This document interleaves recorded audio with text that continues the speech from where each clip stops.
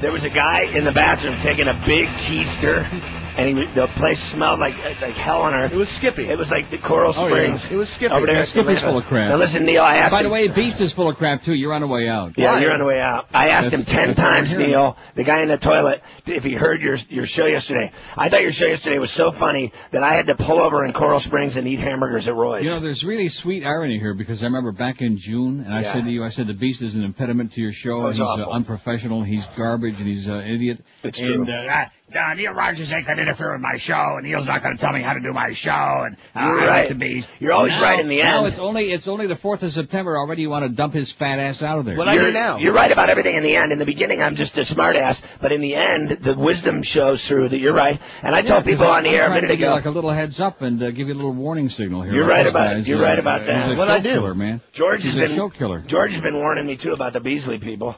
Anyway, I think that Scott Jr. fit in perfect on your show. Scott and Scott Jr. That's a great quintet. Not that I'm trying to dump him out of there, but he's not into this show at all. He hates this show. Oh, he loves your show, dude. Dildo Lips isn't doing my show. He drives me nuts. He loves your show. Oh, he loves you. But the only problem being that if that happened, then they would try to dump the Beast off on this show. I think we just ought to keep the Beast around the building to service clearance and to eat. That would be good. Give all of those people. This is your favorite thing I do, Neil. He could be like Duff. He could have like kind of a job with no particular significance. In other words, no real responsibilities, just some kind of a title, and just hang out and service. Can I make his salary too? Hey, I'm going to the Neil. I'm going to the baseball game today. The PD stuffer. I'm going to the baseball game today, Neil. I already am. Let me ask you a question. By Neil, the way, 11,135, Mr. Marlon. Let me ask you this question. You've tailed off on the hysterical enthusiasm and trying to hype everything up because now you're finally also not only catching on the Beast as a pile of crap, but also the fact that nobody in South Florida really cares about baseball. Can I ask you about? But you like baseball a little bit, don't you? Not anymore. But do you think? I used to be a gigantic fan. Do you think Jim Yankee Edmonds fan and Pirates fan? Do you think that Jim Edmonds is? I'm a Yankee and Pirates fan too. If you got the hots for Jim Edmonds, I think he's ugly. I just think he's just a great baseball player. Do you honestly? Dale Murphy, I'll tell you that. Can you tell me what team he played for? JT Snow. Can you tell me what team he played for before he played for the Cardinals? Jim Edmonds? Yeah. He was with the Angels, but there was some team in between. Was it when he played? That's great that he knew it. He sounded like he knew it right away, but he had to think. He could do the best sports show on the station, Neil, if he wanted. I know Neil could do the best. I know my sports. Are you kidding me? Hey, you know what they said today about the GM of the Panthers said that he's actually really excited about the play and the development of Todd making Gill. him the 4th player in team history to reach the 300-goal mark. For anyone who may require background information or further details on the NHL Challenge 2000. We'll just put Leafs TV on the rest of the day. What are you saying? We'll absolutely. There's nothing quite like talk. I'm trying again to give you a little help. I know. Hand. There's nothing quite like the overrated Toronto Maple Leafs. Every year they're going to win the Stanley Cup. They're going to suck this year. Since '67, they haven't come close. Right, but at least I saw 4 Stanley Cups, baby. Oh.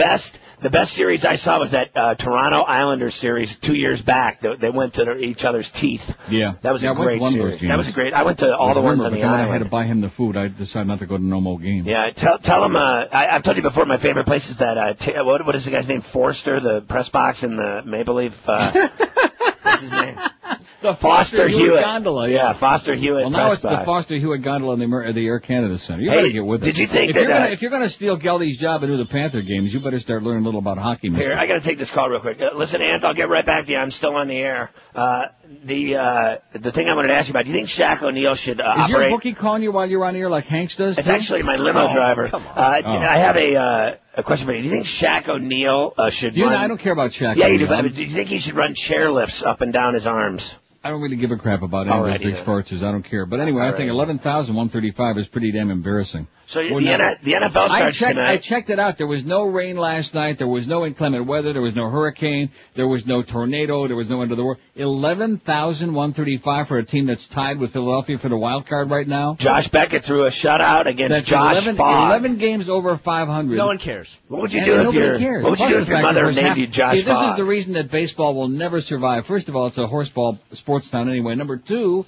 is that there's nobody there this time of the year. Nobody comes back till like November. When do they come back, in all honesty? November, December, like Thanksgiving, Christmas, New Year's, December, January, February, and March, and then everybody leaves again. My dad's coming It's a horse November. and buggy seasonal town. My dad's moving November 1st back into his place and throwing me out. Where you live at your place? Where should I live in Plantation? Oh, we don't want you in Plantations. Do you think I can afford it? Too abrasive for Why don't you let me rent your place? I'll have maids and everything. You ought to live in Coral Springs. That'd be a good place for you. That's where I want to live. That would be a great place for you. There's no blacks there, is there? Now listen to me. In Coral Springs? Yeah. Yeah, they got a few gangs in there, but most of the gangs are white kids in Coral Springs. What about Coconut? Yuppie gangs. What about Coconut And then Creek? in Sunrise, we got the old, the Condo Commando gangs. What about Coconut Creek? They throw stale matzo balls. Hey, by the way, tonight I'm having a party at Royce for the NFL start. Are you excited about the NFL being back? Yes, I am. Patriots, big Patriots fan. Now, why don't you, and the Beast, I always like that Beast. You hate me. Why don't you promote a little bit? You're going to be at the game this afternoon. Let's get some people out there, seriously, instead of all the self-aggrandizing crap we're both doing. Why the don't we Beast get isn't going. He can't walk in the heat. He gets his cholesterol goes up.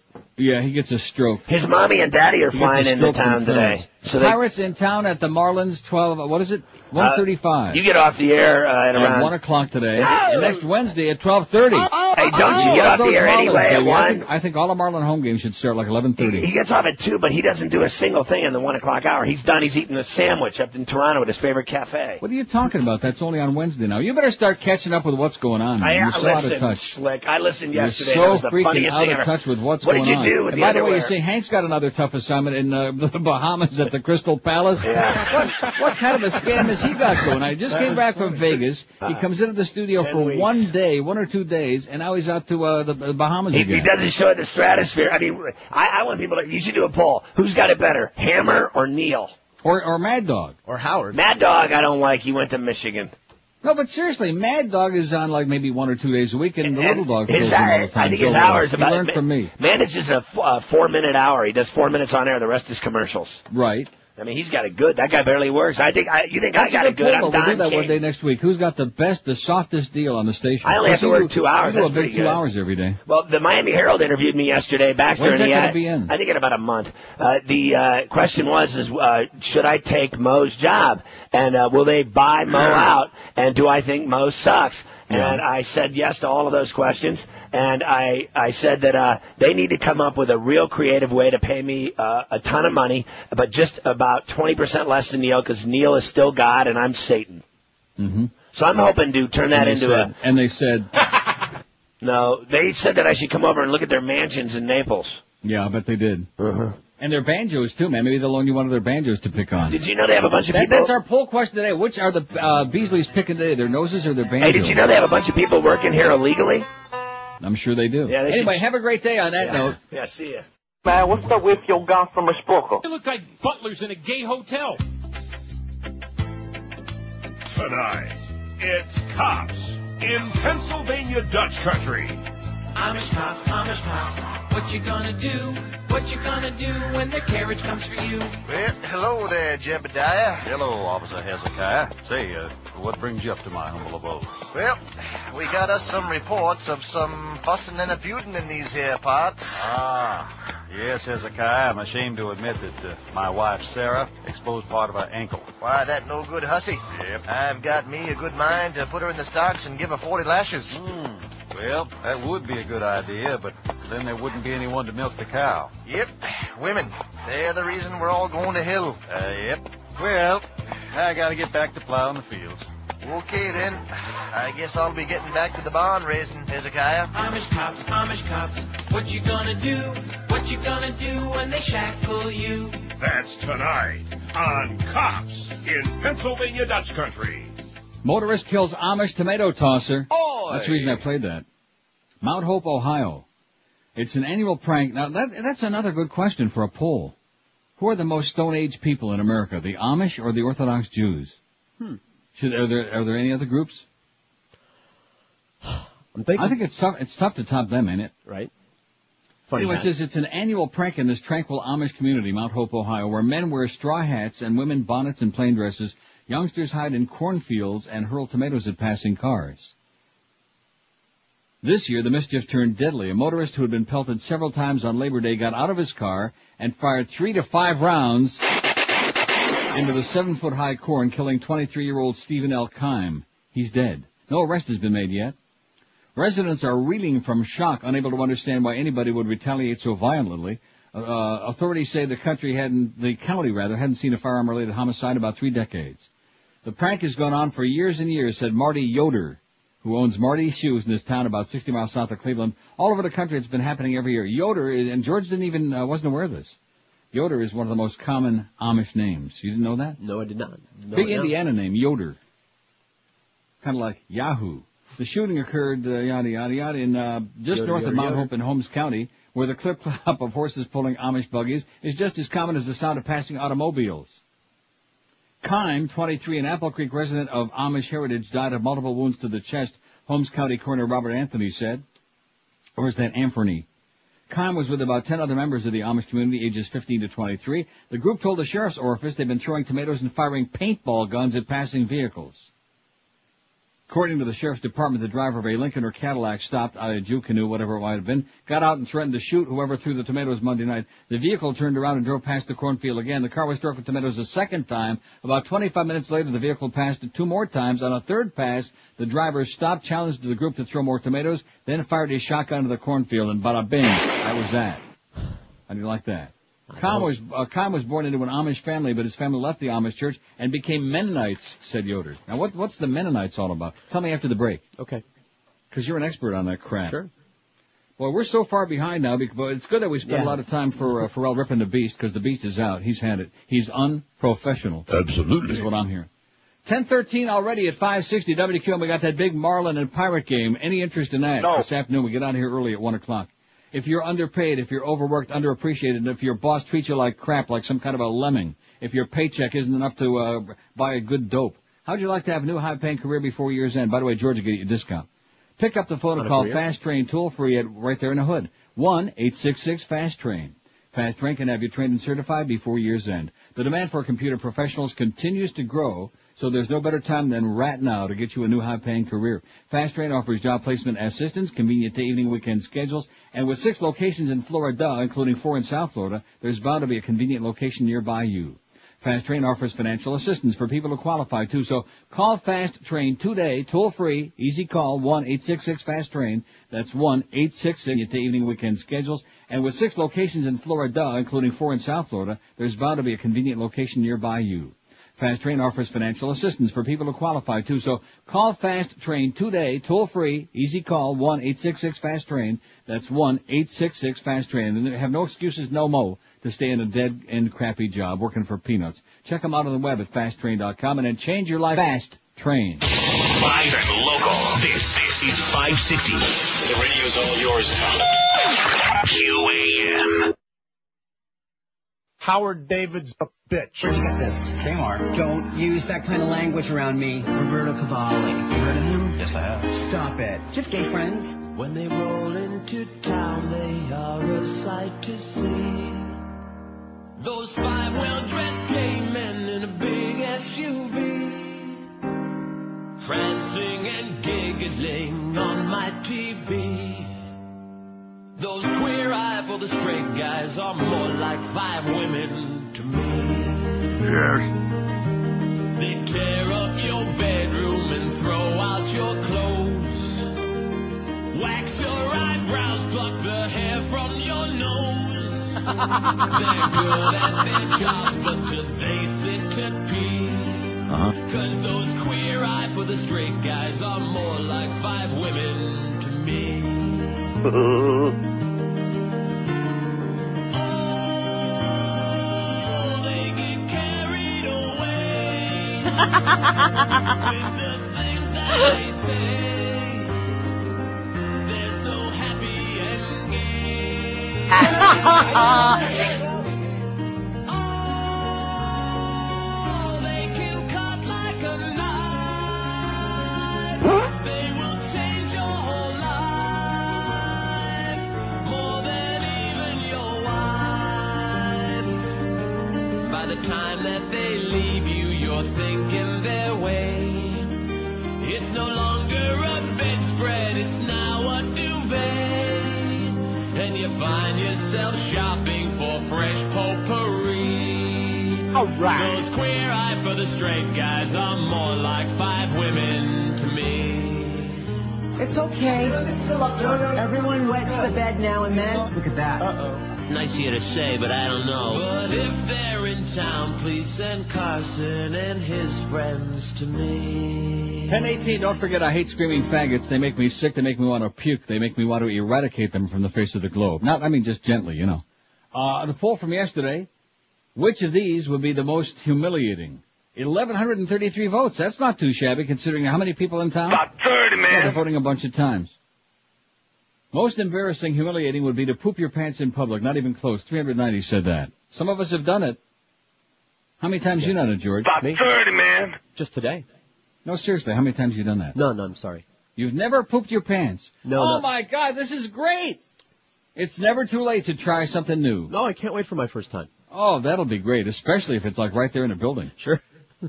I'm taking steps to assure that happens here. Yeah, if you made it like about a halfway to the tea room and like right there in the hallway. Like right by the door. Right? I'm eating prunes as we speak. Would be exciting. And maybe some of that good real fatty bacon, you know, with the grease that's just dripping all over the place. That'd be good. What do you think I'm wrapping around the prunes? I got a line for that, but we need the job. To poop your pants in public, 390. To be discovered as a pedophile, 240. To be a straight guy caught having sex with another guy, 146. In other words, to be a straight guy with a queer brown eye, something like that, 146. To pick up what turns out to be a she-male, 124. See, that would be embarrassing to me, because I guess most she-males have, like, much larger penises than some of us. Okay. You know what I'm saying? No. Oh, than some of you. Some of us. People, men. Yes. To fart during sex, 71. To have a very premature ejaculation. Squirt. 60. In other words, before she even enters the room is probably not a good idea. To fart on an elevator, 53. To pop a big woody in public, 26. And to be discovered as a cross-dresser. Now, what is that? What is that under? Boing. I don't know if you have it up there. I don't think I got no boing. Oh. Yeah, how do you like that, Mr. Smarty Pants, huh?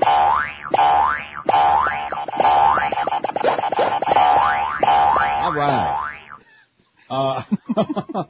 I bet you we could do that for 4 hours and get bigger numbers than Mo, you know what? Absolutely. Let's see. To be discovered as a cross-dresser, still in last place with only 23 out of 1,135 votes. Here's the new poll.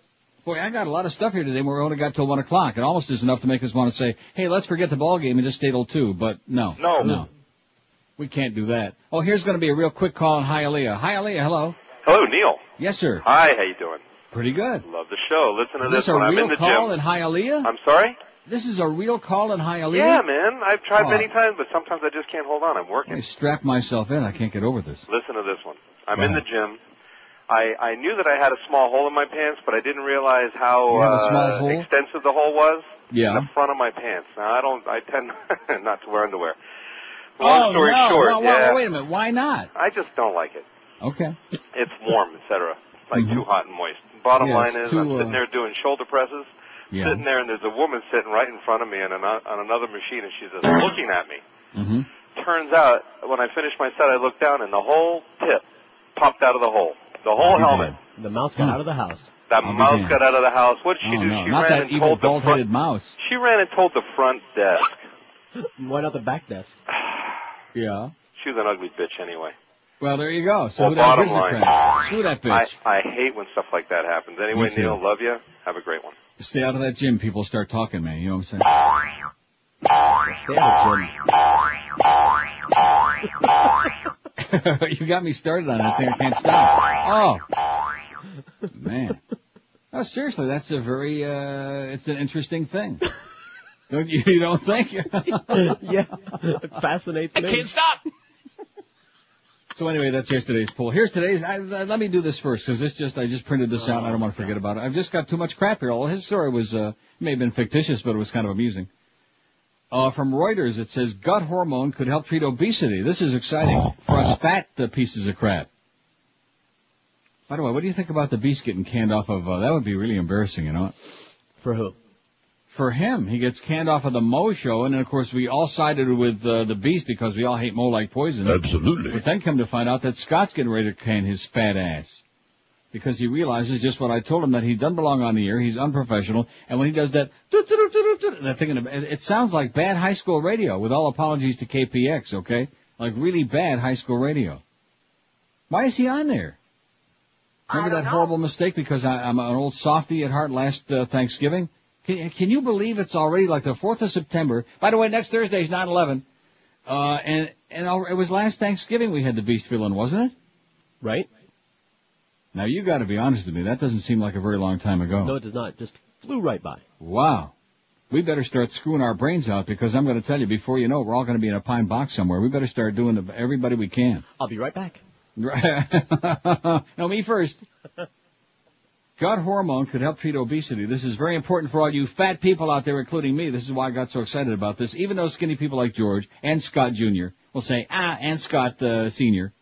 will say, we don't want to hear about all you fat people, all you weaklings, all you cows.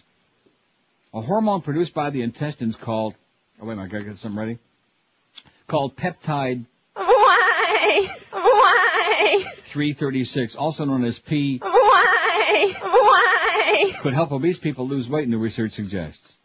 Seriously, it's called PYY. That's P. YY. This is the first time that a hormone has been shown to cause a long-term reduction in calorie intake in obese volunteers. Lead author Dr. Rachel Batterham from Imperial College in London said in a statement, we now need to do studies over a longer... we don't have time for your studies, okay? Just give us the crap. To see whether the decrease in appetite and food intake translates into weight loss. Well, gee, does it take a whole big study and a rocket scientist to figure out that if you have a decrease in appetite and a decrease in food intake, you're probably going to lose some weight, asshole, right? Right. I mean... Why? Are they wasting all this time? Just give us the stuff. P... Why? Has been shown to curb the appetites of normal weight individuals, but it was unclear if the hormone would also work for fat people, obese, disgusting fat people like me. Leptin, a hormone that works in similar way as P... Why? Only seems to reduce food intake in normal weight individuals, not in obese people. The new findings, which are reported in the New England Journal of Medicine, are based on a study of 12 fat and 12 lean subjects who were treated with injections of P... Why? Or an inactive chemical. Even before giving the injections, the authors noted that the obese subjects had lower body levels of P... Why? Compared with lean subjects. I don't think I'm going to handle this show today. I can't stand it. In addition, the lower the P... Why? level, the more obese the subject. When both lean and obese subjects were offered a buffet luncheon, beast, they ate far fewer calories than if they had first been given P... Why? rather than inactive chemical. Moreover, P... Why? treatment was tied to a dramatic drop in the 24-hour calorie intake in both groups. You ready for that? So let's get some P... Why? Sounds good to me. Makes me want to get some, you know. I'm sick and tired of all this crap, but well, now we're going to experiment for like 20 years, and maybe you'll be able to take injections, and it'll be just probably with my luck when they're ready to put me in a pine box, you know. Yeah, but I want it now. Ain't it faster? I want it now when it can make me slim and look just like Marky Mark. Don't they have a different, like, Food and Drug Administration in Canada that does things faster than ours? Right. Oh, yeah, but you don't want those tainted Canadian drugs, you know. That's what the pharmaceutical companies are saying now. Even though they come from the same damn companies. Just another license to... Oh, and by the way, thank you, Mr. President, for those low gas prices. Remember that jackass kid that called a few months ago? That Bush licker? Mm-hmm. Oh, thank you, Mr. Bush, for freeing the Iraqi people, and thank you for those lower gas prices. Record highs, $1.75 premium unleaded, the all-time high. And now this asshole from, this Arab asshole from the, what is he from? The DEA? No, whatever the hell, the EPA. No, he testified yesterday. What's his name? Spencer Abraham? Spencer Tracy. Spencer Abraham. He's an Arab, you know, from Michigan. Okay. At any rate, he says, well, it's because of the pipeline and the power black. And then at the end of the year, the oil companies all have record profits again. Doesn't that raise just a little bit of suspicion? I mean, don't you want to ask yourself, why? These things happen? 27 past 10 at 560 WQAM. I asked myself why I talked to Troy Stratford, old number 23 from the Finns. Because he's a good guy, but he's inept. But at any rate, he finally got us. No, he actually didn't. I don't know if this is going on now or not. He refuses to do his job. He's the Todd Dreck of sports. Anyway, Brandy Shoes is celebrating their 25th year in business this year. Any independent family shoe store that's around that long and as successful as they are, they got to be doing many, many things right to compete. Nobody can compete with Brandy's. First of all, selection. All the top names you love and know. Rockports, Echoes, Mephisto, Timberland, Clark's, Florsheim, SAS, all the big names in the shoe business. And no matter how big or tiny your feet may be, they can fit you perfectly. They got all the sizes, men's 6 to 15, even Tom Welling can slip it on, and women's 5 to 12, and widths from the very narrow to the very big, fat, and wide. And don't forget their professional sales staff will take some time with you to make you make sure you get a perfect fit every time. With over 40,000 pair in that big fat 8,000 square foot mega store, you can be damn sure you can bet Scott Jr.'s life on it that exactly the size you're looking for is ready to slap on your foot right now. Brandy shoes, can't beat them with a stick. They're at 1290 North Federal Highway in Pompano Beach, open daily 9 till 9, every Sunday 10 till 5. And don't forget the end of the summer sales on at Brandy's right now. 30 to 50% off all famous brands. Rockports, where Brandy's has got more styles in the house than any other store in town. SAS, the biggest selection in South Florida. New Balance, all sizes from narrow to wide in stock. And Florsheim with over 4,000 Florsheim pair in stock. Is that pair or pears? I guess it's pear. The pears are in the fruit section. Brandy shoes in Pompano Beach. A great time to head in right now. We're Sports Radio 560 QAM.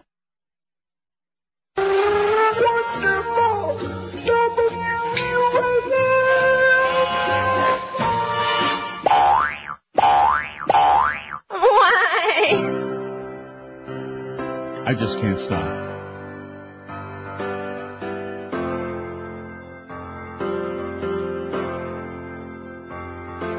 Now that he is on the ticket here, all for governors are we here.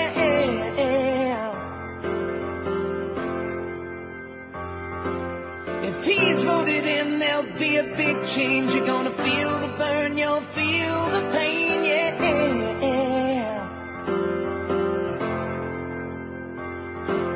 The laws he plans to pass include ones to pump you up like a balloon, yeah.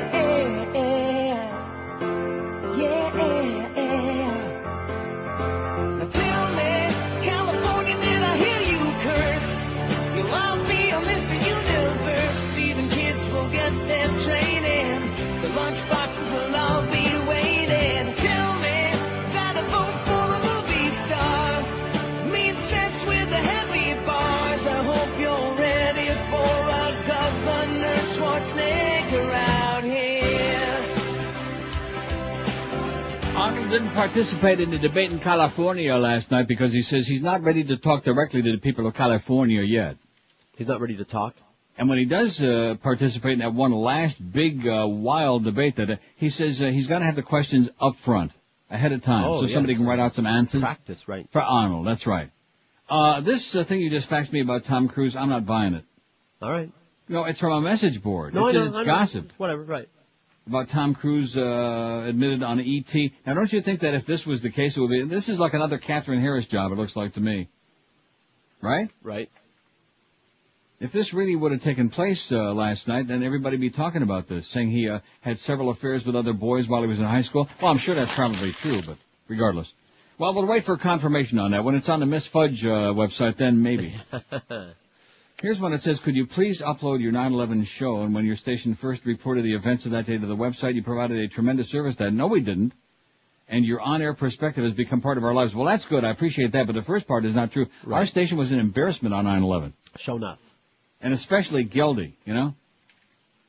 Geldy sitting in there. Now, what are we going to say about it? And they're still talking about sports. The damn World Trade Center towers are getting attacked with planes. The Pentagon gets smashed into with another plane. And Geldy and the other goofballs on the worst team are sitting there. Well, what do you think? Do you think the Dolphins can go 17-0? And you think, you know? And I really liked it when Geldy said... I like Dick a lot. Yeah, that was really important. That had a lot to do with anything. 15, 20 minutes went by before we started talking about it on the air. No, more than that. What are you talking about at 9:45 in the a.m.? 9:45 in the a.m. And thanks to Joe Costello, because Muff Lindsay was what do we do? You know, wringing his hands. Greg, it's a fight, Greg, you know. As usual, Duff being, what he is, a weak sister. A good guy, but a really weak sister, a limperist. And he didn't have the balls to come in and say, get that crap off of there and let's go to the network right now, put something on and let the public know. Let's do a service. So we wouldn't want to have anything to do with letting you know what the embarrassment of what happened on this radio station on 9/11 in 2001. Sports! That's all they want to talk about. Sports! They could be dropping nuclear weapons on Homestead right now, on Pirine, and they'd still be hawking, well, I think the Dolphins are going to crush those Houston Texans on... So, yeah, big deal. Another little girls' school, you know. It's amazing to me, but you think it's just a coincidence that the Hurricanes started against the girls' school and the same with the Dolphins? No. I think they pay off the schedule makers so they can win by like 6,000 points. So I'm glad you brought that up because it's a real and thanks to Joe Costello because he's even I was nervous because I know what a bunch of grave robbers these people are, especially Greg Reed and Screw-Ann. So even I was a little bit recalcitrant in saying, we really ought to dump the spots here, because in the beginning we were still running commercial breaks. I was doing live spots, and we're sitting there watching on the TV the horror of the damn towers crumbling and people running for their lives, people getting slaughtered, massacred by a bunch of lunatics. And we're saying, hey, if you'd like to take advantage of the sale at Penny's, whatever the hell it was. Oh, by the way, there's a sale at Penny's. I love that. That movie. Mm-hmm. As good as it is, and I know there are a lot of people like it, but it just doesn't get the kudos that it deserves. Nope. Why is that? Corny. I guess most comedy movies generally, it's like the Academy Awards, they very rarely get Oscars for comedies. I don't know why that is. Because it's a bunch of old fuddy-duddies who are humorless who give the awards out. No pun intended, but they don't take comedy seriously. I see. Well, I hate to tell you, but some of the great comics like Peter Sellers. Right. And not to mention Kareem Abdul-Jabbar. Sure. And OJ. And that great Canadian Leslie Nielsen. Who's the most boring big-name celebrity is our poll today on NeilRogers.com. Let's get the show on the road with this. We'll need some suggestions. I do have a lot of crap here, though. I want to, don't let me forget. Okay. Like Rick Riley, I have a lot of crap. Well, he used to just say that. I actually have a pile of crap. Who is the most boring big-name celebrity? And this, of course, is very good timing by yours truly again, coming just before, didn't I mention yesterday I had this written out already? Yes. Just before the announcement that J-Lo and Ben Affleck are finally and not getting that tying it. No. They're tying it up. Anybody care? No. Nobody gives a flying crap. Their movies suck. Her music is an embarrassment. The only thing you can say between the two of them, they have one great ass. Whose is it? Well, it sure as hell ain't his. Well, ask Matt Damon. He'll tell you. Matt Damon's going to announce on television tonight who has the best ass, J-Lo or Ben. In fact, I think he's going to tell him to bend over. Ben Affleck is first on the list. He already got my vote. George Clooney. What is the deal with him? Besides the fact that he's like Rosemary Clooney's son or grandson or whatever he is. He combs his hair straight down. He's boring. God. Richard Gere. Even the gerbil moved out because he was so boring. And Don Imus, a dead man in a chair. Who's in the lead? Is he? Oh, we already got that thing up there, huh? Imus has got 8, Ben Affleck 4. I didn't realize we already popped it up. Eric, well, we're not looking. Popped it up. See, I get confused now, and it's your fault, because I thought that I heard that, and I really heard, so I didn't realize it was like a pop-up ad. 15 votes. Well, it's just getting going there, but you can vote to your heart's content. I'm sure we'll add some other names on here, hopefully. Hopefully. We got to find some more boring big-name celebrities. Here's a call from Delray Beach. It's the only one I'm seeing on there right now, but that's okay. Hello. Hey, Neil. Yes, sir. I got to tell you, I'll never forget. I was cleaning pool. I had my headphones on September 11th. And my wife calls on the phone, and the other line says, the world's coming to an end, man. They're bombing New York. Mm-hmm. And I'm listening to the sports, and I'm like, well, why isn't QAM reporting on this? Am I in some kind of a time warp or something? Because our management are a bunch of assholes. That's why, because Steve Goldstein is a simpleton. Sports! That's all we know on QAM is sports. And it was the weirdest thing. I mean, it's like I'm sitting here thinking, man, I need some information. Do I need to go get my kid to school? Do I need to, get a flight out of the country? Right. Is the world coming to an end? And I'm like, and it took them for like 45 minutes, and finally, I was just like, I couldn't believe it. The second so thing you learned something very important on 9/11, and that is this, and if there's ever anything really important going on in the world that isn't sports related, you'll never hear about it on this radio station other than between 10 and 2. Now, that's the truth. Yeah. And the other thing is the beast. I said the exact same thing the first time I heard him on with Pharrell. I said, God, KPX would be insulted. Yeah. Oh, no, KPX would never put that tub on the air, no. And now, when I hear him, that giggling, that fake giggling. He's like a little girl. No wonder Clarence is sticking him all the time. He's like a little girl. It so doesn't fit in with Pharrell. It's right. Like unbelievable. That's a good point, because Pharrell is, kicks ass, and he's on there like tittering like a little girl, Every time I hear him, I want to grab my radio. Get him off, Scott. Get him off that show, okay? Just put him over in the corner and stick his thumb in his mouth. I'll see you later. And thanks a lot. Have a great day. Yeah, it's like Thumbelina. Well, actually, when I was a kid, I used to get called Thumbelina a lot because that's the size of my penis. 20 before 11. So you think I just made that up? Sports! Oh, that was, I'm almost upset that they rekindled the memories of that. Because when I write my memoirs, that'll be one of the most embarrassing days. Yeah. And of course, we got, on this show, if there's anything going on in the world. I think generation ought to be located at the load center. See, they're talking about a big load, but at least it's important. And we just open up the pot and smoke it. And put it right on the air. Generation. See, there you go. there's some like important hockey game or something like that going on. For this. Open up the pot. Oh, there's a spot on. But the spot will end eventually. Or if there's like an important horse race going on somewhere in the world. Great win will load on the outside. From Another Woodbine. firster in here. Dan Loisel. Well, he's pretty boring. He's a nice guy, I guess, but he's very boring. You ever hear Dan Loisel call a race from Woodbine? No. Thoroughbreds? No. You might if they ever get the 10-horse in the gate. Shove his ass in here, okay? Let's get the goddamn gate open, okay? Christ almighty, it's post time. People are waiting. Post. Like I said. Zero. Okay, he's boring. Not as boring, though, as our Marlins play-by-play guy. That's one of the reasons that nobody comes to the game. I say Pharrell ought to do the Marlins games. The hell with it. No, don't you think that would be great? Absolutely. He could really stir up some damn interest in that stuff because they got a hell of a team. They're 11 games over. They're tied for the wild card lead. They're 74-53, I believe, is the record. I could be wrong, 63. But, nobody is showing up because there's nobody stimulating any interest, And you got that awful Dave Van Boring there.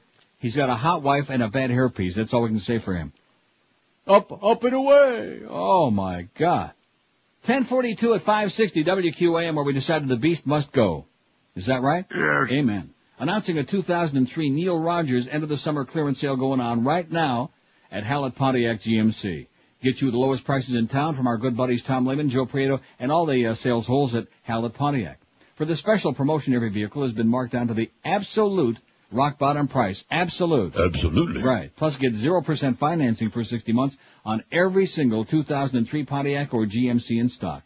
Buy you a 2003 Pontiac Sunfire for only $11,998 or a full-size Sierra for just $15,998. But hurry in right now because inventories of these be limited. And at Hallett, you can still test drive any vehicle on lot for 24 hours. Take it home. Take it to the Marlins game this afternoon. Take it to work. Take it to Yennemsveld. And, of course, Hallett's also got a great selection of certified pre-owned cars, trucks, and SUVs. Don't worry about having a couple of blemishes here and there, either on your body or on your credit report, because they don't expect perfection at Hallett, at least not from you anyway. Hallett Pontiac GMC, they're at 13401 South Dixie Highway. That's US 1. Across from the Falls, open every single day, 7 days a week.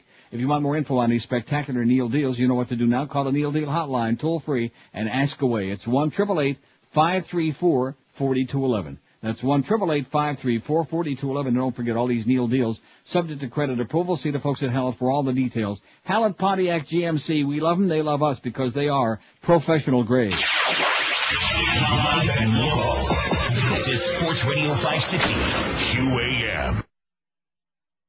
That house doubt. Listen. Chances are. Hi. Hello. Water's warm, huh? I'll say. You come here often? Pardon me? Have you been here before? No, first time. Oh. What's your name? Freeway. Freeway, that's nice. I'm Spigot. Pleased to meet you, Spigot. Same here. You here to get clean or what? Oh, I don't know. You work around here? I'm a waiter, but actually I'm an actor, you know. Oh, yeah, I know. It's tough, isn't it? You probably need to relax. Oh, I'll say, but, with everything that's in the news and all, it's just... Hey, you can start relaxing right now, Freeway. I brought something. Ooh, sheath. And Freeway, not just any sheath either. Look. Wow, gold lame. Pretty kicky condom, huh? But here's the most important part, Freeway. The Protect label. Protect, huh? Aren't those endorsed by the City Council of San Francisco? Absolutely. You know the Protect slogan, don't you? I sure do. Certified safe by the city by the bay. Well, what do you say? Darn, look at that. I dropped the soap again. Oh. I'll get it. You bet your life he will. And with confidence, because Freeway and Spigot have condom sense. Don't let worry spoil those chance meetings and public showers. Always carry Protect. Protect. Keeping my mind free as can be. Protect. Been down with no apology. Don't doubt. Know what it's all about. The Protect sheath, so they won't send you a wreath. Protect Condoms, a division of Black Flag House and Garden Pest Control Division, keeping situations safe since 1887. 10:47 at 560 WQAM. Happy Thursday to you. We got the Mad Dog. No, we don't have no Mad Dog. We got the ball game at 1. Oh, thank God for the Marlins. We love them. And Marlins on deck had won a game at 135 right over there at PP Park. Why not go to the game? Get out and do something today, okay? You lazy bastards. The Humper's got another brutal assignment. He's at Crystal Palace in the Bahamas. How do you like that? Doing a show after the ball game till 7 o'clock tonight. Although, don't think he's working too hard because you got the old Beano Cook show returns between 5 and 6. And of course, everybody in the station is wondering one thing. Why? Beano Cook is back. The big, Orlando Alzagiri 7 to 10, Eddie K at 10, and Joe and Mark overnight. That's the agenda. Why? Okay, calm down. Why me? I miss Jackie. Oh yeah, she was the best. Anyway, so look at that. The reason I played that bit is because that was Don Imus' bit from a zillion years ago when he used to be really funny and alive before he croaked and nobody told him. Because he seems to be running away with our poll so far. Although let's add some more names on here. And why don't we have every line lit up on the board with suggestions? Because this is one of those, you know? Should be easy. Who is the most boring big name celebrity? We got Don Imus with 31, Ben Affleck with 12, who is just coma-inducing, Richard Gere 7, and George Clooney 6. Here's Pembroke Pines. Hello. Hey, Neil, I got a quick question for you. Yeah. You had a poll last week about your favorite TV radio personality who was deceased. And That was what? Yeah, right. Yeah, you mentioned Craig Worthing. Is he deceased? No, and I didn't mention anything about Craig Worthing being deceased, no. Okay. Oh, I thought I heard his name mentioned. Okay, thanks a lot. Have a great day. And have a great day. Have a great life. Okay, so these people are really on top of this poll today, aren't they? No. Huh? It's okay, doesn't bother me. Here's a fact that says I like Harrison Ford's older movies, but I hate to say it, he's a freaking snooze fest. Okay, I'll put it on there, but I don't think you get no votes. I don't think I he's got boring. one you forgot that you ought to know, one of your favorites. Yeah. Kevin Costner. Oh, he is like tapioca pudding. He's so boring. Kevin Costner. Tapioca's green He and got can't nuts. act. He's not. He's just. I think even when he has an orgasm, he goes like that, just like that. Yeah, seriously, he has no emotion. Right? No, that's too emotional. In fact, I thought what you were going to play was going to be that. No chance. Not with Kevin Costner. More like Yeah, he's as boring as late night host Tom Snyder, for Christ's sake. So anyway, please put him on your poll from Charles in Fort Lauderdale Beach. P.S. it says, wait till you hear this, no more beast. He's an absolute embarrassment for Homo sapiens, or just homos in general. That's what Clarence said. He says he's embarrassing for all us homos. So Harrison Ford, Kevin Costner, let's add those two, and maybe we'll get some from the audience if they ever wake up. I just don't get it, because I talked to Norma Kent yesterday, who called me for no reason at all other than just to bug me. Don't bother me anymore, Norma, okay? Go have a great life, but leave me alone. And he said, you're right, there's nobody here. He said it's like 2-3 weeks later that they're all coming back this year, if they ever come back.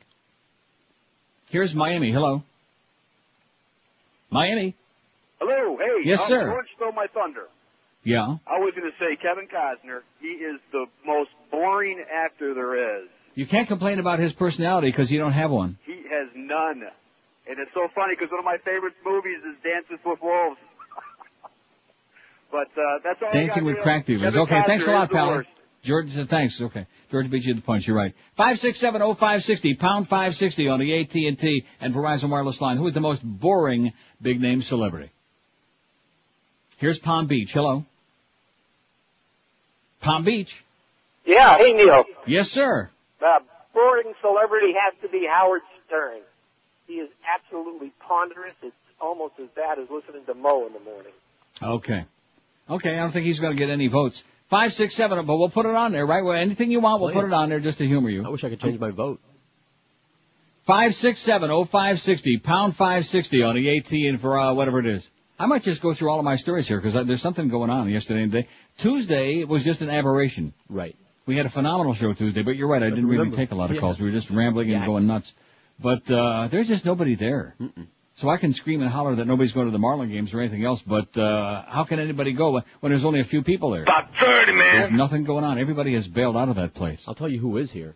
Yeah? The mutants. The people that can't drive their finger up their ass, but they're out on the road. Oh, I don't want to hear about the driving again. No, it's just everything. I can't have it. It's never going to change. It's impossible. Just stay off the road. Just walk. Get a bicycle. Oh, walk? Are you kidding me? And be a target? Yeah. Good point. Here's Miami. Hello. The raspberry guy's actually on the air now. That's exciting. Miami. Hello. Why are you so miserable? Oh, Jesus Christ. Here's Boca. Hello. What the hell's going on? I don't know. Jeez. I think this is a pretty interesting poll, but nobody's got any suggestions. We got no calls except every chronic in the world on here. Don't ask me. Well, Well, I'll tell you, I love his movies, but as an interview, he's so boring. Robert De Niro. Okay. Love him in movies, but you ever see his interviews? No, not really. I guess I lucked out. Okay, thanks. There is something really strange in that town, man. Is there some kind of like I don't know. A civil defense alert or something? I mean, what's going on there? Maybe that's why they're driving like idiots, too. Maybe they're all hanging out under the desk waiting for the other shoe to drop. 567. This is my last time, because we can just leave the poll up with like 8 or 9 names on. I don't really care. I just thought it would be something, again, spoon feed them and give them another list to build, but they just are hopeless yesterday and today. See, this was a mistake. Again, speaking of Norma Kent, this was not good. Gave him too much back in his last deal. I say from the 20th of June till about the 15th of September. That's plenty of, and with no Tuesdays and Thursdays either. Enough with this crap, trying to force feed a show to a dead audience. Speaking of Imus, here's Miami. Hello. Hello, Neil. Yes, sir. How about Jeff Goldblum? Very boring. There's the kind of guy I'm looking for. That's perfect. Right. And Neil, also, when you're away, can't you have this guy do a 6-hour show instead of having George on there? That's a good idea. Okay, we'll work on it. Thanks. Let's have Pharrell do a 6-hour show instead of George. What do you say? No. See, why do they just have to take a gratuitous shot at poor little George, who had a fabulous summer? Well, it was kind of weak. That was all right. Yeah. Who was the most boring big-name celebrity?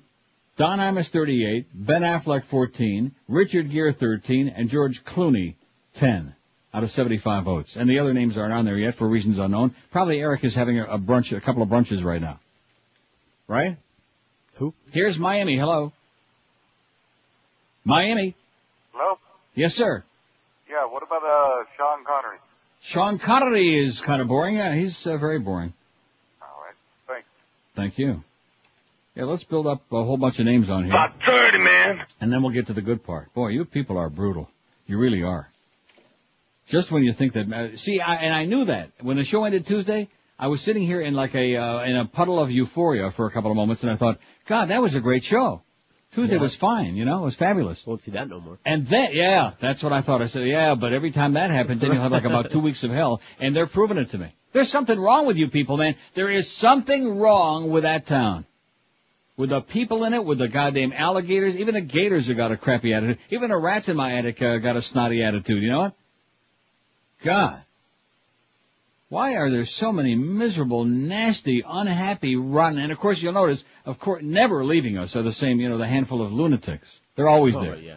And God, are you people boring. You ought to be on the list if we had your names. I'd like to put you on the list. We have some of their names. In fact, I got a different list I'd like to put them on. Here's a lady in Miami. Hello. Good morning, Neil. How are you? Yes, ma'am. Hello. Yes. How are you? I'm okay. Can you hear me? We seem to be having what we have here is a failure to communicate. I know. Can you hear me okay? Yes, I can hear you great. And I hear you just fine, so that's the basis for a wonderful conversation. First of all, I want to say, I just got back from Vancouver, and talk about nice people. Right. I mean, I used to have this thing about Canadians, but, everywhere you went, people were friendly, they helped you out, the place was clean, it was excellent, so. Nothing like Canada, eh? Oh, I tell you, we enjoyed it very much. But good. I wanted to add a name. How about the Estefan? Gloria Estefan. Gloria Estefan is as boring as a puddle of pee. Exactly. A puddle of warm pee. Okay, that's a good choice. Okay, thank you, Neil. Have a good one. Thank you very much. Have a great day. Bye-bye. By the way, speaking of Gloria Estefan, I almost forgot one of my very important stories that I got piled up here. This is like the old days. I might start reading stories again. Good. No, I'm serious. This is crap. Look at all the bull crap, the verbal gymnastics I've had to go through just to start stimulating some calls here today. And all we're asking for is like a goddamn name. Is that too difficult? Yeah. Christ almighty. Put on your thinking cap. Christ almighty, we added him to the list? Yes, Chrysler All Motor, whatever it is. TV show Limp in Any Language, writes Glenn Garvin in the Herald. And I don't even know what he's talking about. I'm sure he doesn't either. But anyway, basically he's saying that the Latin Grammy show sucked. He said most of the show was done in English. That's good news. It's bad news. Yada, yada, yada, and all this other crap. And then he goes on about the protesters, too. Didn't he have something here about the protesters? I read that someplace else. No, I don't think I even read that in this article. This column should be on our list about boring Glenn Garvin, you idiot. God, is this boring. He didn't even write anything about the opening ceremonies, which, of course, I was waiting with bated breath, but we don't get it up here at the Latin Grammys. Esa negrita que va caminando, esa negrita tiene su tumbao. Y cuando la gente la va mirando, ella baila de lado, bien apretado, apretado, apretado. La negra tiene tumbao. Azúcar, azúcar. They don't come no sweeter than Celia, man. America, the world's most famous drag queen. I thought that was Dame Edna. No, she put her in her I thought place. that was Divine. Well, she may have been divine, but boy, what a banana on her puss. 10:58 at 560 WQAM. VIPSportsbook.com is South Florida's best sportsbook. This time of the year, because football's in heavy duty, all the sportsbooks start claiming they're the biggest or the best and make all kinds of wild offers. But the deal is that 99% of these bookies are located in the jungles of Costa Rica. Who the hell knows if anybody will ever see them come out again? This year, move up in class. Do yourself a favor. Make the switch to VIPSportsbook.com. They're the oldest, the largest sportsbook in the Netherlands. They're 100% legal and licensed too. Listen to me. Call VIPSportsbook.com right now and plunge to your heart's content with confidence at 1-866-VIP-BETS because VIPSportsbook.com is South Florida's best sportsbook. Sign up now and you can bet on all the South Florida football and basketball teams juice-free all year long. You want to bet the Dolphins? If you're a fool, it's 100 to win 100, except maybe this week. You want to bet the Hurricanes? It's 100 to win 100, so forget about the VIG. All signups get a 20% cash bonus, not some funny money match play bonus. VIPSportsbook.com, that's where you find them online, or call them toll-free at 1-866-VIP-BETS. That phone again is 1-866-VIP-BETS. Be sure to mention you heard about it on the crusty old Neil Rogers Show on QAM. VIPSportsbook.com, where you are the VIP. Live and local. We're Sports Radio 560 QAM. I don't have a penis. I want you to take your head out of your own ass.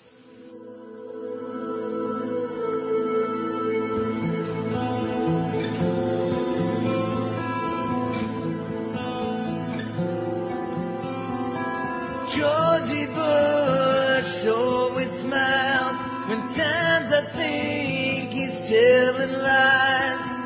Promises he must fulfill to see belong on Capitol Hill. On and on we ride the storm of economy growth and tax reform. Think it'll never work, you're not alone.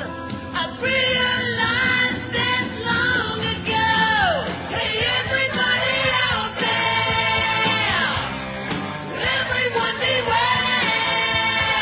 Yes. I think we're going under. Does anybody care? Oh, I just gotta know if Bush is really there. If he really cares, I hope he's not fooling.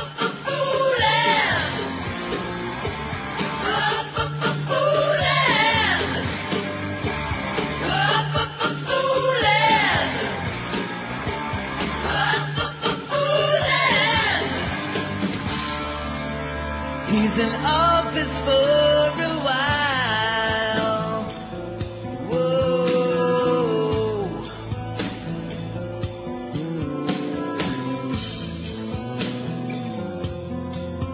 One thing we know about this president beyond a shadow of a doubt. He's an asshole. Exactly. And a there are a few things worse than a dangerous asshole. That's what Clarence told me. 11:03 at 560 WQAM. Who's the most boring big name celebrity? Now we got some calls on here. Let's see what they make out of it. Here's a lady in Plantation. Hello. Hello. Yes, ma'am. Hi. I was wondering, we're trying to raise money for the spay and neuter license plate, and I've heard you mention it, I believe, before. We have some gift certificates here. We were wondering if you could help us, like, have a little auction on it. No. 567-0560. Now, you know something? I'm starting to get porked off. You know what? Yeah. These people with their own agendas. I was very kind to you. I tried to help you people out. I gave the web address on the air, the whole deal. We explained it once. That's it. Not enough. No, that evidently isn't enough. Like that lady that wanted me to donate money to every dog. I'm a dog lover, but you know something? I can only spread it out so thin, No, right? You have to save all the dogs. I see. You, personally. have to No, save them and all. it has absolutely nothing to do with what we're doing on the show today. But she doesn't care about that, does she? No, she just wants to use and abuse. I've been used and abused enough, bitch. You call that nice lady a bitch? Yes, I'm sick of it. She's like one step away from the free ticket lady. Here's Boca. Hello. Retire. Oh, God. Fort Lauderdale. Hello. How you doing? Yes, sir.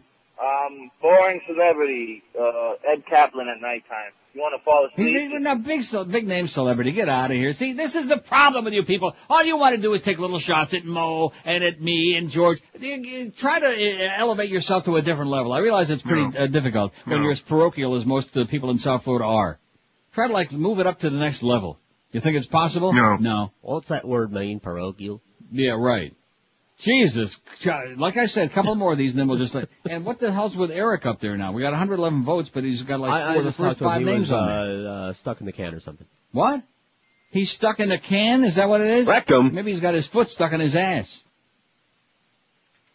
No, they as old record players. Yeah. Well, they actually had 16 RPMs, which I never saw a 16 RPM record. I want you to take your head out of your own ass. Yeah, that's right, Eric. Even Mo knows what's going on. They're up there. They're up there now? Yeah. Okay, the most boring big name celebrity, Imus 58, Ben Affleck 25, Richard Gere 19, George Clooney 13, and a whole bunch of other people just went up there. Here's a call from Lake Worth. Hello. Neil, besides all the small timers and old people, there's not much here, but you just got to deal with it. Yeah. And tell me about it. The celebrity, Charles Grodin, the excellent. Oh, Excellent. good choice, man. I hate him like poison. How about the Panthers sign that guy? Exciting. Who did they sign? I don't know. Oh, Christian Husilius. Well, I mean, we already knew that. That Well, was no big. I mean, he's a good player, but what's the big deal? The Panthers, the chances of them making the playoffs this year on a scale of 0 are minus infinity. None and much less than none. At least somebody talked about it one time, so that's it. There you go. Have a good one. Thanks, Pally. Yeah, the Panthers again. Oh, give us all of that money, and the prices are just outrageous for those tickets. I just sent him about $6,000. By the way, Clarence, where's my hockey ticket refund? And where's my money to reimburse you, jackass? And where's Norm Kent's money too? While we're at it, I don't know. He calls me yesterday moaning. Oh, well, Greg Reed won't pay me. Well, what the hell am I supposed to do about it, Norma? You see, they don't like the fact that my blood pressure's great. I'm stress-free. I'm having this is the people in South Florida. So many of them are so miserable and so full of hate that if they feel that you're you're enjoying life. They can't handle that. It drives them crazy. Right. When you just heard the first hour today, this is a good example of what it's all about. Misery loves company. That's the motto in the state of Florida. Misery loves company. What can we do to disturb your life and make you as miserable as we are? Most boring, Elvis's daughter. She's so boring and uninviting that I can't even remember the bitch's name. Lisa Marie Presley. That sounds good to me. That's a good choice. Sure. Lisa Marie, she is boring. And she's a Scientologist, too, which, a.k.a. Michael Jackson's ex-wife. Keanu Reeves, that's an excellent choice. George sent this, not our own George, but a real George. A cracker George. Keanu Reeves. Don't you think that's a good choice? Excellent. He has no personality whatsoever. Whoa. So Lisa Marie, we're adding those. Make sure that Eric gets these, because he's under a lot of stress up there, okay? He's having a real smelly BM today, he said. We got it down. 5670560, pound 560 on the AT&T and Verizon Wireless line. Here's a call on the old Alligator Alley. Hello. Hey, Neil, how you doing? Pretty good, sir. Well, she big time no more, but, I know she should win. Rosie O'Donnell, I mean, she was like the most boring person in the world. Boring dyke? Yeah, boring bull dyke. Her and Ellen DeGeneres both were like... I think Ellen DeGeneres is even more boring than she is. I find her coma-inducing. That's true. Even her comedy is coma-inducing. Okay, pal, thanks. You got it. Okay, Rosie O'Donnell, Ellen DeGeneres, two of America's most famous bull dykes. Boy, are they boring. See, we're supposed to be all excited, those of us faggots. Oh, well, we got queer eye for the straight guy, and straight eye for the queer guy, and a brown eye, and Rosie, and... This is crap, is what it is. It's Hollywood's typical way of stereotyping people and putting on the ugliest and the nastiest and the most grotesque, and that's it. That's what these fags are all about. And you think to yourself, oh... Man, Neil's right. We all hate faggots. Let's go to, what does that say? Bal Harbor, hello. Hey, Neil, how's it going? Pretty good, sir. Well, I had Keanu Reeves, the guy that, took my material, but how about Christopher Reeves? He just sits there. Not bad. All right. About a 9.5, thank you. No, we're not putting him on there. Now, watch Eric go ahead and put him on there. We're not putting Christopher Reeve on there. That was mean, wasn't it? That's why we like it. Because we don't give a crap. We're just nasty and hostile because it fits in with South Florida. Hey, Neil, why are you so negative? Because the show is in South Florida. It fits in like a rubber glove up your ass. That's why. I mean, if I was doing a show here, I'd be positive. Hey, look, it's a beautiful day. The sun is shining. It's like 72 degrees today. It's great. You know what I'm saying? No. What? Pleasant people. 80 zillion great places I can choose for a nice early lunch today at 1 o'clock. Pleasant that's people. Good. Don't you wish we had a See, I think part of the problem is that we made a mistake by announcing there's a Marlin game at 1. Has it ever failed that when we tell them there's a Marlin game, even if it's hours away, that they just run, they run shrieking and screaming like, oh my God. It's not a good audience builder for us on this show, Duff, okay? The Duffmeister. What am I gonna do, Greg? The buildings are falling, Greg. In the hallway, crying like a child. And there's Geldy. Well, what are we going to say about it? What can we say? I mean, we're a bunch of morons. What are we going to say about what's going on? You know, let's talk sports. Let's talk about guys with jock straps. Come on. Sports? Yeah. Now, you know this call on line 9 is not from Orlando. Hello. Right. Hey, Neil, how's it going, guys? Are you in Orlando? Yes, I am. I knew it. My boring actors, Timothy Dalton and Edward James Olmos. Those guys suck, man. Almost. What was the first one? Huh? What was the first one? Timothy Dalton. I don't even know who the hell that is. He was the Bond before Chris Brosnan. Okay. And Edward James Olmos, man. I grew up watching Miami Vice, man. That guy was stiff as cardboard, man. I couldn't stand Edward J. Olmos? Edward James Olmos.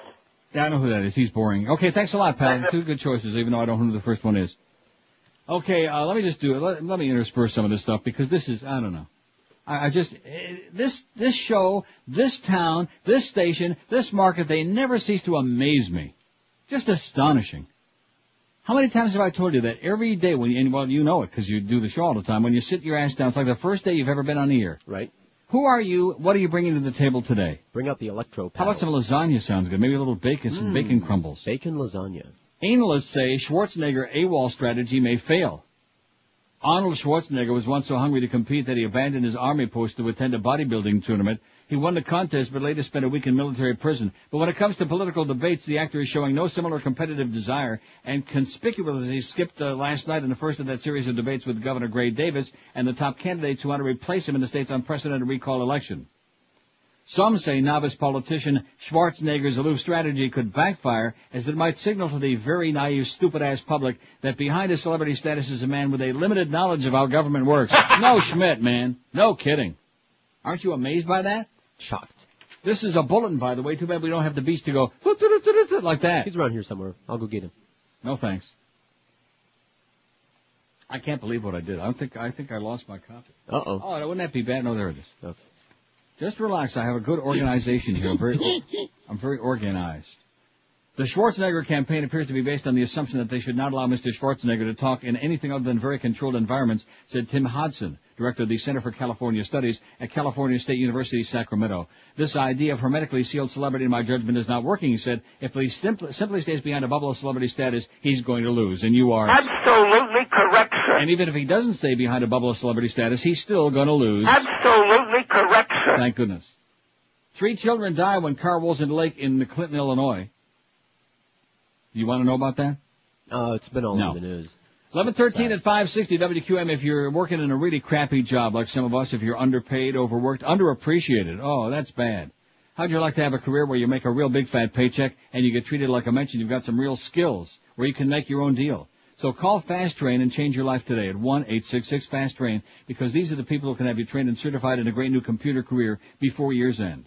The demand for computer professionals, like I always tell you, continues to grow. There's no better time than right now to get you a new high-paying career. Fast Train offers job placement assistance, convenient day, evening, weekend schedules, and with 4 locations in South Florida, there's bound to be one close by you. Fast Train offers financial assistance for people who qualify, too. So what do you got to lose beside a really crap job and a meager paycheck? Call Fast Train and, like I said, really change your life for the better. 1-866-FAST-TRAIN. You have no excuses, no mo, to stay at a dead-end job. Check them out on the web at fasttrain.com and then call them toll-free. Be sure to mention Todd Dreck's name. They'll get a good chuckle out of it. Call 1-866-FAST-TRAIN. Live and local. This is Sports Radio 560. WQAM.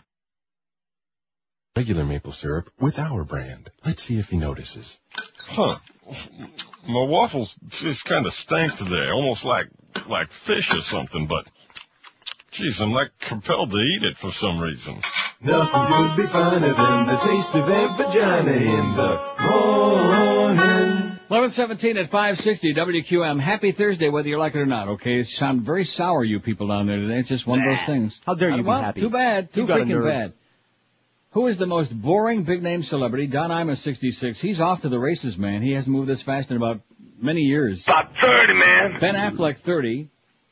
How many votes Ben Affleck got? About 30, man. Richard Gere, 19. You know what I'm going to do? What? I think the best part of the show so far today, because these calls have been mostly horrible. Yeah, I think that was fun. And then, of course, even better than that was... Why? Why? Yeah, that new thing to help you lose the weight, that pee. Why? Why? That was sensational. And then I started taking calls. That was a bad move on my part. We apologize. No, seriously, what is the story here today? Today? I mean, we got the usual nutcases and they get in, but when that's all you got, man, you ain't got no mo.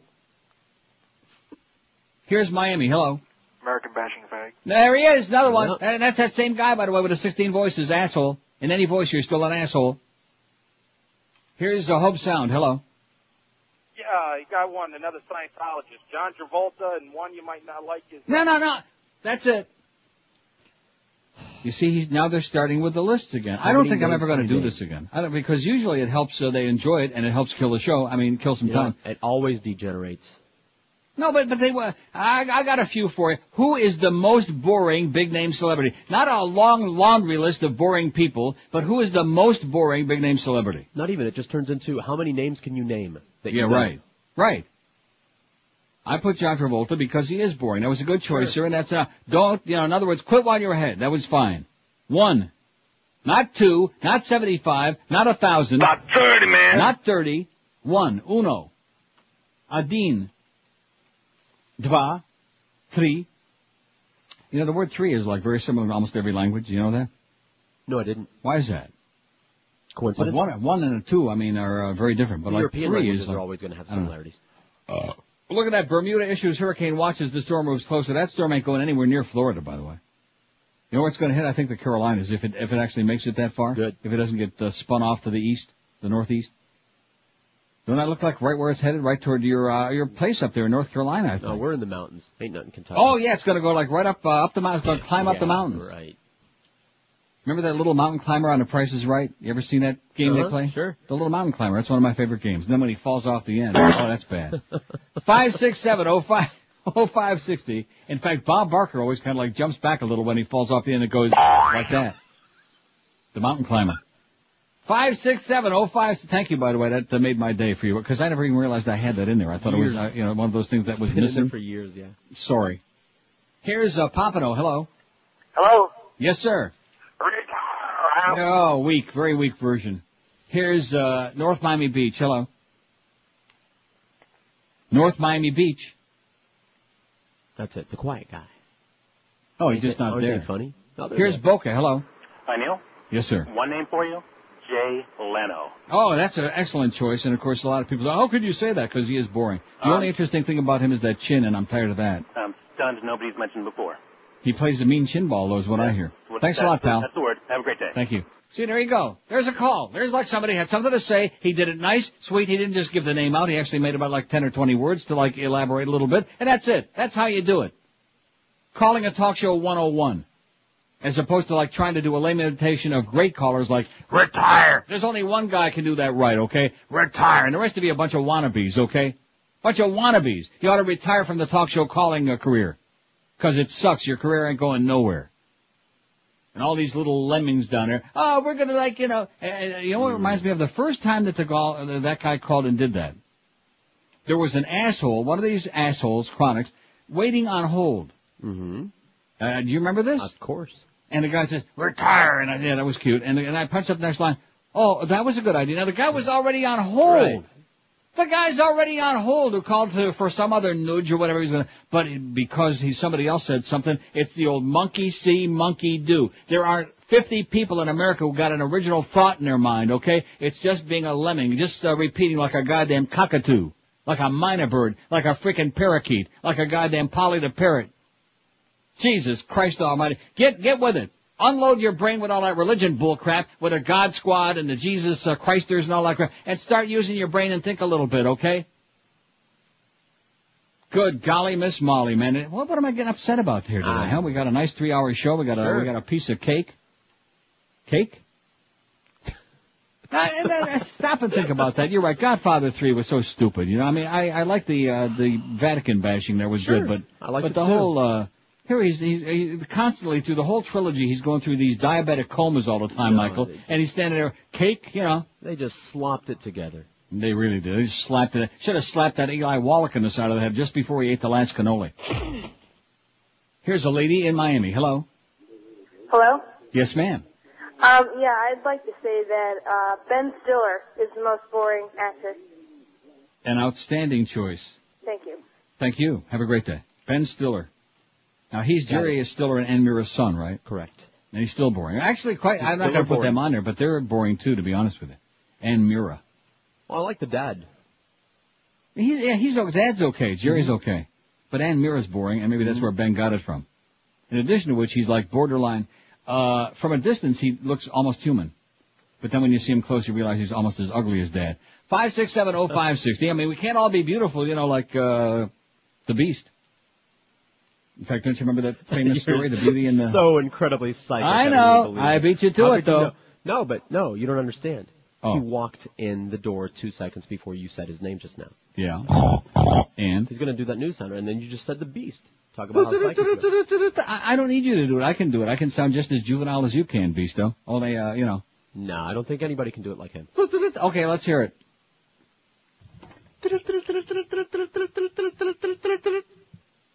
You're fired. Oh.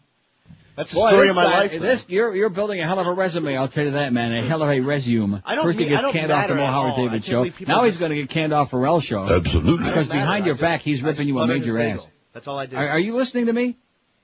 You're not listening to me. I'm trying to help you out, okay? Because I need help. I need advice. Will you shut up? Listen to me. Behind your back, Pharrell is like really slicing you, man, and he's telling certain people, I don't want to mention George, that he really, it's no shtick anymore, that he's had it with you, and he wants to blow your fat ass off of that show because you're killing him.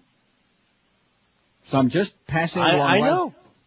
Well, there you go. So what are you going to do about it? I've been kicked off stop doing that, whatever you just did. See, I don't mind you doing it because... He's the one that told me to do it. He did? Yes. Well, let me ask you something. Why? I don't know. It's his show. I just come in every morning. So in other words, this is just shtick. See, if we do that, we're not just kidding around. Like when we canned Beaner Boy. We had pretty good reason for that. But you don't see him no more, do you? No more. So that's what I'm saying. When we can Scott Jr. off the show pretty soon because he has nothing to say and he don't like the show anyway. I mean, there'll be a good reason for it. I think I just gave you 2. But in your case, see, there's a little part of you I like. I've never seen it and I don't want to. But it's so little.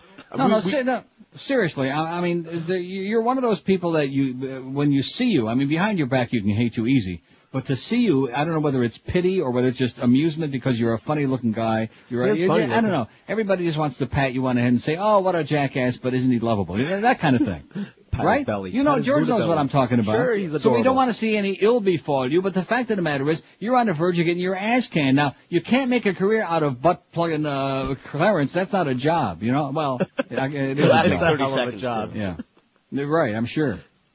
You got to find something more useful to do around there. Just ask Duff. Duff will show you busy work, man. He's the expert at it. Make busy work. Making up schedules and walking around and checking on everybody, see if they got a headache today, telling about his operation and all this other stuff. He's the expert on make busy work, So I'd start having some sessions with Duff because he's hung on there like crazy for years and years. And the interesting part is that Greg don't even know he's there anymore. You know what? So I'm just trying to help you out because I think it would be a shame. And not only that, but then he's going to sandbag you for things that he's telling you to do. Now, is this serious? Is there like a rift developing or is this just a game? About what? Is there a rift developing? I can't tell with him. I don't know. It's serious. See, George says it's serious. He told me that before the show this morning. Oh, by the way, did you hear Mo killing you this morning? No, was he blamed you for the whole internet worm virus computer thing that's killed their emails. Well, that's true. Yeah. I got the internet worm. But why do I care about that? Mo spent half an hour of his show talking about how George infected the computer system at the station. The worm goes everywhere. No. Absolutely. No. Okay, Beast, good luck to you. You'll need it. 11:27, and by the way, thanks for that great. I do it better. 11:27 at 560 WQAM, your embarrassing station for the new millennium. And guys, if you spent 2002 avoiding mirrors, if you're sick of combing those few remaining strands over that enormous bald spot on your head, if you're tired of constantly looking for that baseball cap to cover for your lack of hair, now's the time to do the smart thing, like Fredo, and call my good buddy Charles Alfieri. Charles Alfieri is the best in the business. Using the latest technology, Charlie produces sensational results for guys who need a lot or maybe just a little bit more hair with the most amazing natural hairline system available in the universe. It's the best. He's been doing it for over 25 years now, working with the famous and not so famous, millionaires and schleppers too, because no matter how much money you got, this is the best looking piece in the world. It looks like real hair, like it's growing out of your scalp, as opposed to that awful muskrat, that weasel that died on Mo's head. And everybody gets Charlie's 30-day guarantee. If you don't love the way it looks and feels, Charlie give you a full refund, no questions asked. So call today and get yourself a really great look. Take advantage of your $200 Neil Rogers discount when you call. And keep in mind that Charlie also services and repairs all types of hair systems, usually while you wait, for only $25 to $30, and can almost always make them look a lot better, too. Call toll-free, 1-800-321-2413, and change your life forever. 1-800-321-2413, or log on to that prestigious website, charlesalfieri.com. Live and local. This is Sports Radio 560. QAM.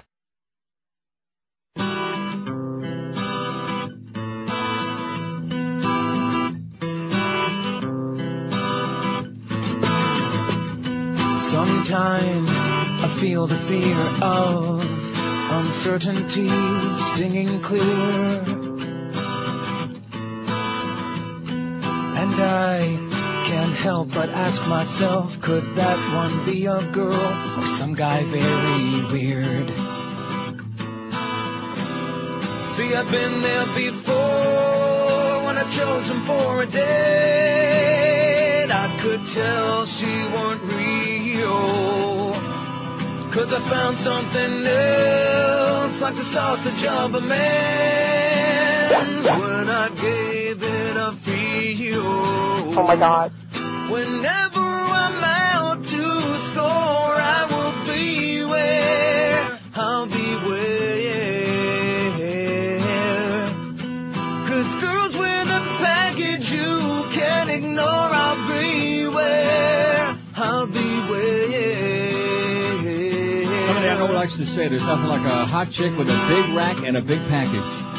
11:32 at 560 WQAM. So here's the deal. Who's the most boring? I think we'll do a little preliminary poll tomorrow in the first hour.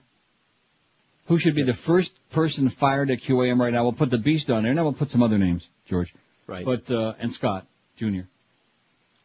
Anyway, we got 213. No, you won't. Yes, 213 votes. I'm a 76, the most boring big name celebrity. Ben Affleck 35, which that was my vote. No question asked.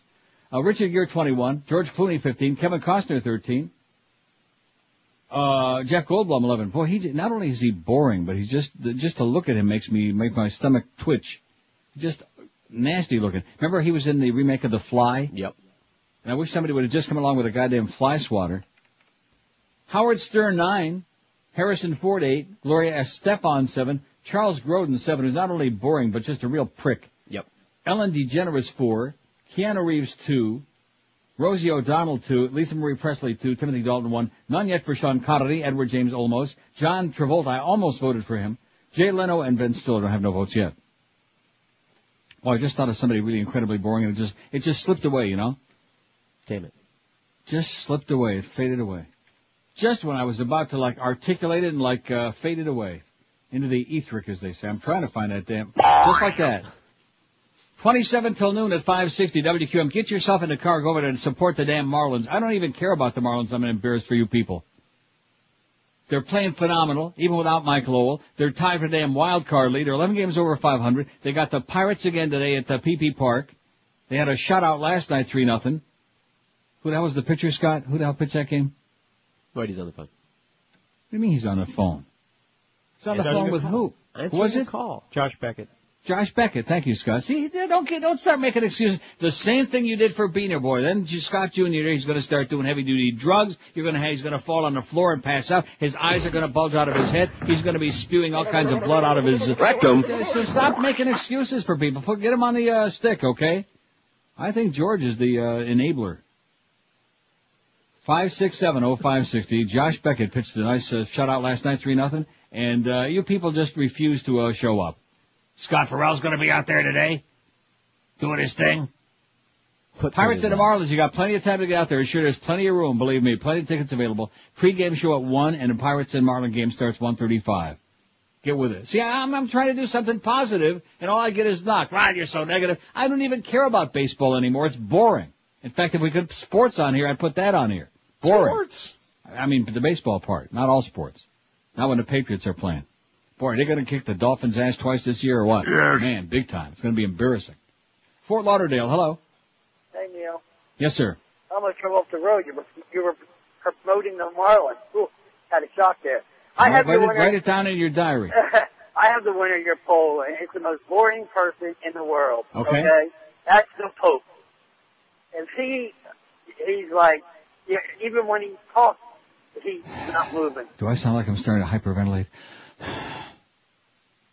Who is the most boring big-name celebrity? Not person in the world, not goofball, not guy in a dress. The most boring big-name celebrity, not guy in a dress, which eliminates Celia Cruz. What? I don't know why you laugh when I say that. You know it was a damn drag queen. That's why I'm laughing, because it's Well, funny. that's the deal, man. Get out of here with all the negrita talk. 5670560, pound 560 on the AT&T. I'm telling you, man, the search for human life in South Florida needs to begin soon. Remember I was talking the other day about the bus with all the transplants? Right. We need fleets and fleets of not only enemas, but buses. Yeah. Tons and tons, thousands of buses to transport the losers, the dead and the near dead out of that place, and to get some living and breathing people in there under the age of 100. Man, what a difference that would make.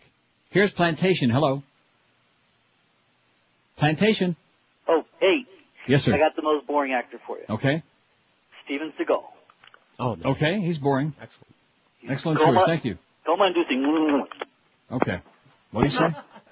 What do you say? I didn't hear it. Coma-inducing moo. Oh, okay. That was very good. There's the kind of call. That's what we're looking for. Yeah, nice going, man. sir. Of course, he's in Plantation. He's got to be a good guy. Thank you very, very much. Oh, there's Colin Powell. He's boring. I think the resolution is drafted in a way. Yeah, okay. Every day now they're schlepping him out. Well, you talk about coming with your tail between your legs. Oh, brother.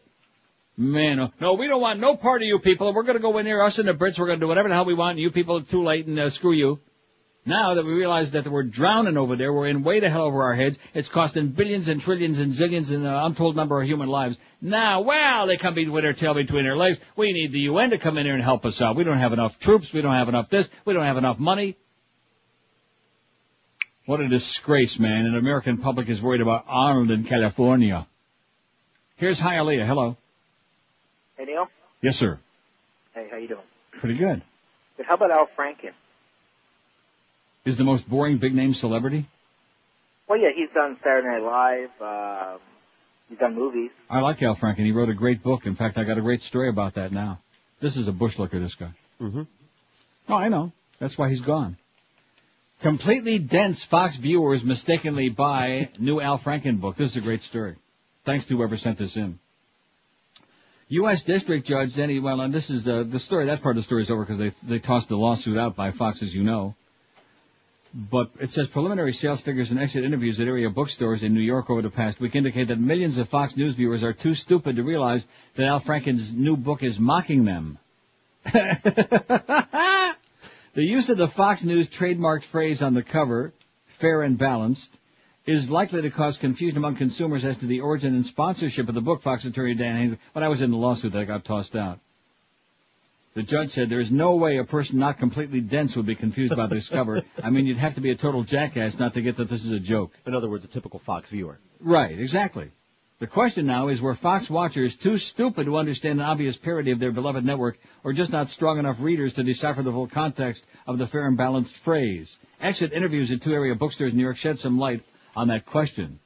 I thought Al Franken was an America-hating liberal, but the pictures of the president and vice president on the cover along with the Fox slogan tricked me, card-carrying Republican Jonathan Anders said. Bill Daniels says, I buy anything that Fox puts its stamp on. Bill Daniels, who voted for Bush. For instance, my underwear has the Fox logo front and center on the fly and fair and balanced right on my tushy. Now, this is a joke, this thing. Yeah, obviously. But that's okay. It's cute. Responding to a comment by Franken that he intended with the cover to be a joke, Hainsworth used the ridiculous but understandable conservative argument that Franken has become increasingly unfunny since he began making fun of them. This is all a joke, but it's cute. It's a good joke. You know what I'm saying? No, what? How come you sent me a piece of phony crap like that? The Tom Cruise thing was interesting, but obviously it's not true. Because that would be like major, major news. He ain't coming out. He's not admitting no dalliances, no way, no how. Here's a call from Jupiter. Hello. Jupiter? Yes, sir. Oh, hey. I'm a 19-year-old college student who's been listening to your show since about elementary school, thanks to my parents who hooked me on it. All right. Excellent. Yep. And you're still alive. You survived it. Yes, I have. Thank goodness. I just want to bring to your attention, I don't know if you heard about this, but Schwarzenegger got egged. Did you hear about this? Yeah, I saw it, and the best part of the whole thing is that he kept walking, and his advisors like brushed the egg off the back of the neck, and you might say he just kind of brushed it off. But it was great. It's a good start. Yeah, I just want to bring it to your attention. I'd like to see rotten tomatoes, a couple of dozen rotten eggs, because it's ludicrous. Yeah, wait for the debates. Hopefully something will happen. Suggestion for your poll, I don't know if he counts as a celebrity, but that ugly, I can't use the word, person, Phil Hendry. Well, he's coast to coast. He's nationwide, so... Are you sure? Sure, we'll put him on there. Okay, thanks. Thanks a lot, Pally. Have a great day. Do the same. Phil Hendry gets a vote. He's a big-name celebrity, right, since he's syndicated from coast to coast, from pillar to post. Right. Used to be a good guy, but... Are you... Yeah. Positive.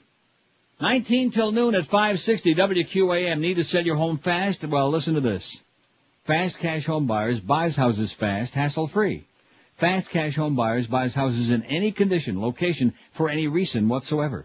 You need to sell your house fast? Does your house need a new roof, flooring, or other repairs? Well, don't throw no money away on costly repairs. Call Rod today at 1-866-785-FAST for a no-obligation, hassle-free offer. At Fast Cash Home Buyers, they help you solve those house problems, and say it, too. You have a vacant house. Maybe you're tired of dealing with a problem tenant. Maybe you're going through a grotesque divorce. Here's the thing to do. Call Fast Cash Home Buyers. Maybe if you're 1, 2, or 3 payments behind on your house payments, or you inherited a property that you'd like to unload, Fast Cash Home Buyers can help you with your dilemma. Call Rod today at 1-866-785-FAST. That's dilemma, and let Fast Cash Home Buyers give you peace of mind. Fast Cash Home Buyers, they'll buy your house today, and here's another good part of the deal. You won't have to pay a penny, a dime, a peso in real estate commissions. Call Rod today at 1-866-785-FAST, F-A-S-T, for a hassle-free offer, and let Fast Cash Home Buyers help you solve those house problems. 1-866-785-FAST. Got it? Live and local. This is 560. The radio's all yours now. QAM. The Gators can't beat that Gator meat.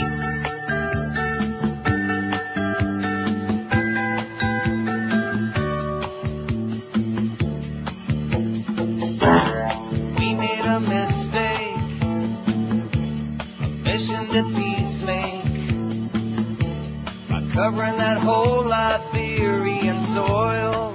Yes. Fixing that whole thing with weapons that we bring. Smell more turmoil beginning to boil. Me estuvo muriendo aquí. Wasting our time again in Liberiaville. Searching for our reasons for an assault. Some people claim we got George Bush to blame. Absolutely. And you're right. It's all George Bush's fault.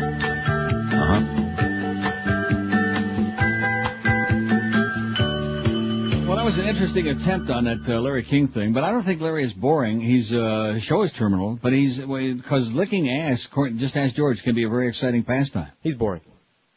You want to put Larry King on there? Absolutely. Even though he said... Hi, this is Larry King, and they don't come any better than Neil Rogers. We'll still put him on there. He is boring, you're right. The show is for people over the age of 100.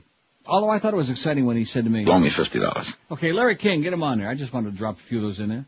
Although, to be honest with you, it was much more thrilling when I can't find it now. Oh, look what I just found. What? I haven't played that in 100 years. I don't want to play the whole thing, but why not? We like boobla, we like boobla, we like boobla, we like boobla. See, how come I'm always talking about Dave Van Boring, who's terminal? We never give all the kudos deservedly to Boo Shambi, who's great. And a good guy. Very good guy. And lost all of that weight and kept it off, too, in spite of that liar that called a few months ago. Oh, he blew up like a balloon, he's fat. No, he didn't. He's a good guy, Boo Shambi. He's a great guy. One of the few people we really like in the building. In fact, most of the people there we hate like poison. Here's Mark Montclair, New Jersey. Hello. Good morning. Yes, sir. I think I've got a winner for the poll. Okay. Anthony Hopkins. Really? Yeah, he is a walking soporific, believe me. You know, I was watching a little while ago before the show started. I'm flipping around on the movie channels here. Yeah. What was the name of that movie, George? The one with Pacino and Anthony Hopkins? Pacino. Or maybe that wasn't, I'm confusing two movies now. Yeah. It was Anthony Hopkins, and Chris Rock. Yeah, that would be pretty boring. Both those guys in one film, that's pretty boring stuff. No, I'm serious. It was called Incredible Crap or something. I don't know. Yeah, you're right. He is boring. Okay, thanks a lot, Pally. Hey, it's the ebullient guy, Neil. Take care. Okay, see ya. I like him with the red ball in his mouth, though, the best. Who? The face mask and the red ball. In fact, I hear the Leafs are going to sign him off. If Eddie the Eagle falters this season, he's going to be Leafs goalie. In fact, whatever Leafs goalie is going to need a lot of armor this year because, boy, we got Brian McCabe is injured with a bad knee. He's going to be out for a long time. Who knows? He says it's okay. He'll be back. I'll be back. They got no defense. We're going to sign up Borja Selming, I think, and bring him back with Tim Horton and Carl Brewer. They're both dead, by the way, George, but not Borja Selming. We're not. Don't you like Borja Selming? Who? You like the name, though, right? Yeah. And he's not a harness racing driver. We're not putting Anthony Hopkins on there, are we? Yeah, why not? The guy, isn't he entitled to his opinion, the ebullient guy? Retarded guy, we're going to take his, what's boring? Why are you knocking that guy? What is wrong with you? Why you? No wonder we get this. See, this is on the heels of 2 months of George doing most of the shows, and I come back in a really good mood, and I get inundated with a bunch of hostile, angry people, and why? Because George is so damn negatory. No, I'm not. That guy, the ebullient guy, is calling all the way from Montclair, New Jersey on our dime, on somebody's dime. He's a pest. He's but he hasn't been bothering us in a long time. And not long enough. The way you make peace with somebody is I don't want to make peace with him. Shut up. Is you train them to be a little bit more reasonable. You know what I'm saying? No. You try to quit weaseling into my life and just be a little bit more respectful and quit overdoing it. That's all. Don't be a weasel. Nobody likes a weasel. Am I right? No. Even one on Moe's head we can't stand. We hate it like poison. So anyway, put it down on there and quit trying to be a dictator, okay? What's boring about Anthony You got Hopkins? part of that licked. And again, several good lines, but I better not use them. Well, I don't want to lose the license. Let Pharrell be the one that loses the station's license, okay? Then we can all sue his ass. We don't have. He can't even afford to buy a car. 200. I think that's. Why does he? Now look, I love Scott, but the point is, why does he come to town and assume that they have an obligation to buy him a car? What was that? Did they ever buy me a car? No. No. Did they pay my rent here? No. No, I pay rent up the ass here, man. Heavy duty. The only good thing is 72 cents on the dollar, but never less. Why does he assume that they should be buying him a car? Because he's a superstar. He deserves a car. I agree. Who is the most boring big-name celebrity? We're getting a good list here. They were a little slow starting this morning because they're trying to get there. See, I think it's fascinating because always, through all the years, this show has been a reflection of South Florida and what's all about and the attitudes of the public and their behavior and as grotesque and aberrant as they are. And now, but it's my mistake. It's my bad because I really deluded myself into believing that right at Labor Day was the demarcation point only for people with kids in school. Right. That's it. Because it's still summer for another 17 days on the calendar. So I'm thinking a lot of people probably start their vacation a week or a few days before Labor Day, and they're gone. This is their last gasp of the summer. See what I'm saying? Yep. They want to avoid those 120-degree days and all the goddamn 45 feet of rain in their backyard and the mosquitoes as big as bowling balls, which, by the way, I see the West Nile virus is doing a big job there, but good luck to you. I think all you people need to be quarantined next time I come back. You may be carrying skeeters in your pants. Who's the most boring big-name celebrity? Don Imus, 85. Ben Affleck, 40. He deserves more than that. If you look up boring in the dictionary, there's Ben Affleck right there. Mm-hmm. He just makes me nauseous. Richard Gere, 23. The desperate attempt at this J-Lo and Ben Affleck thing that they've been trying so hard to put over in the public and peddle their crappy movies and peddle their reputation, it's backfired. It's had just the opposite effect. Because up until all of this started, I could, take him or leave him. If I saw a movie with him on, Dogma was cute with him and Matt Damon. Mm-hmm. That was a cute movie. And with George Carlin. Right. Which I interrupted myself yesterday when I was going to quote that line about how you get them while they're young, which is the motto of the church. Right. Motto of the Catholic Church, get them while they're young. You know where you get them, in the rectum ring. Rectum? Yeah. We have our Buddy Jesus action figure here in the studio, All right. Richard Gere, 23. Kevin Costner, 19. Charles Grodin moving up good. He's a dickhead. 16. George Clooney, 15. Just changed again on me. Harrison Ford, 13. Jeff Goldblum, 13. Howard Stern, 13. Are you surprised Harrison Ford's got 13? No. I think he's a great actor. He's boring though. You're right, he's boring. Rosie O'Donnell, 9. Gloria Stefan, 9. Oh, I'll tell you somebody else who's boring. I'm going to put him on there right now myself. Oh, is he boring? He's a good actor, but he's very boring. Donald Sutherland. Oh, yeah. The only exciting thing he ever said was, yeah! At the end of that movie. Right? Invasion of the Body Snatch. Invasion of the Body Snatch. Right. Rosie O'Donnell, Gloria Stefan, 9. Ellen DeGenerate has got 8. That bitch. That dyke. Lisa Marie Presley. That dyke. Isn't that interesting? The dykes are like ass to ass there. Lisa Marie's got 4. Oh, did I mention the other day about Jared Leto on the air? Or did I tell you that off the air? You told me off the air. Jared Leto is, Cameron Diaz is his ex, and now she picked up the pieces where Justin Tinkerbell got dumped by Britney, alleged. Britney liked that Madonna kiss so much they may be doing it. And now Jared Leto is with Britney Spears. Now, who'd like to pay $100 to watch that? Oh! I volunteered. Both my hands went up in the air. I'll chip in. Wow. Can you even begin to imagine that? I've already begun. Put that damn Jessica Simpson and my boy Nick Lachey into shame. Watching Jared Leto humping Britney, man, that would be really something. Ooh, the thought of it just gives me chills. Lisa Marie's tied with Keanu Reeves. You never see the two of them together. 4 apiece. Edward James almost 2. Ben Stiller 2. Timothy Dalton 1. Jay Leno 1. Remember the way Raniere used to say that, Jay Leno? I don't know. I liked Raniere. He was a good guy. Yes, he was. Jay Leno 1. Steven Seagal 1. Phil Henry 1. He used to be a good guy. Larry King 1. No votes yet for Sean Connery, John Travolta, or Anthony Hopkins. But he just went up there, and George says he shouldn't be on there because it was that guy. What's wrong with him? What? What's wrong with Anthony But Hopkins? it's not a question of my opinion or your opinion. Didn't I question when a guy said that? Didn't I say, are you serious? Are you sure? Didn't I say, are you sure? I said that. Yeah, and then we found out who it was. But oh, you are impossible, man. God, no wonder your mother hates you. And your wife too. Here's Miami. Hello. And your daughters. Miami. Hello? Yeah, yes, sir. Hello? Go ahead. Most boring celebrity. Is this call, man? This call, oh my God, I almost fell off the chair on the floor. I understand it's one thing to be a little bit slow, which it's the South Florida effing way, but my God. Was that guy the epitome of boring? He was more boring than Joe Zagacki. The difference being that Joe's at least a good guy. Here's Boynton Beach. Hello. Hey, how you doing, Neil? Pretty good. I got a real winner here for you. Woody Okay. Allen. Who is it? Woody Allen. Yeah, I like that. Good choice. I agree. Right. I don't have any idea what the big deal is with him. What's the big simmons with Woody Allen? Other than he was banging a 13-year-old stepdaughter. How old was she, 10? Yeah. No, whatever the hell it was. But that's about all you could say that was exciting about him. But other than that, he is...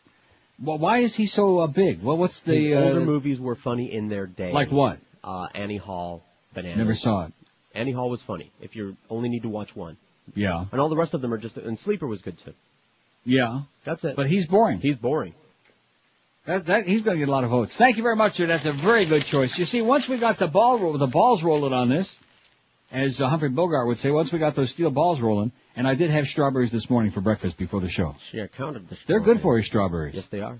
In fact, what that was... Oh, and you know what else they claim? I mentioned this last week, the dark chocolate thing. But don't eat too much because, man, when it comes out just like it goes in. Dark. But, and chocolate. I had one of those. And the other thing was the red wine, which they're now saying if you drink a little, how much is it? Like 3 ounces of red wine every day, it like increases your lifespan? Right. By a few days, I guess. About 30, man. No, it does. Right.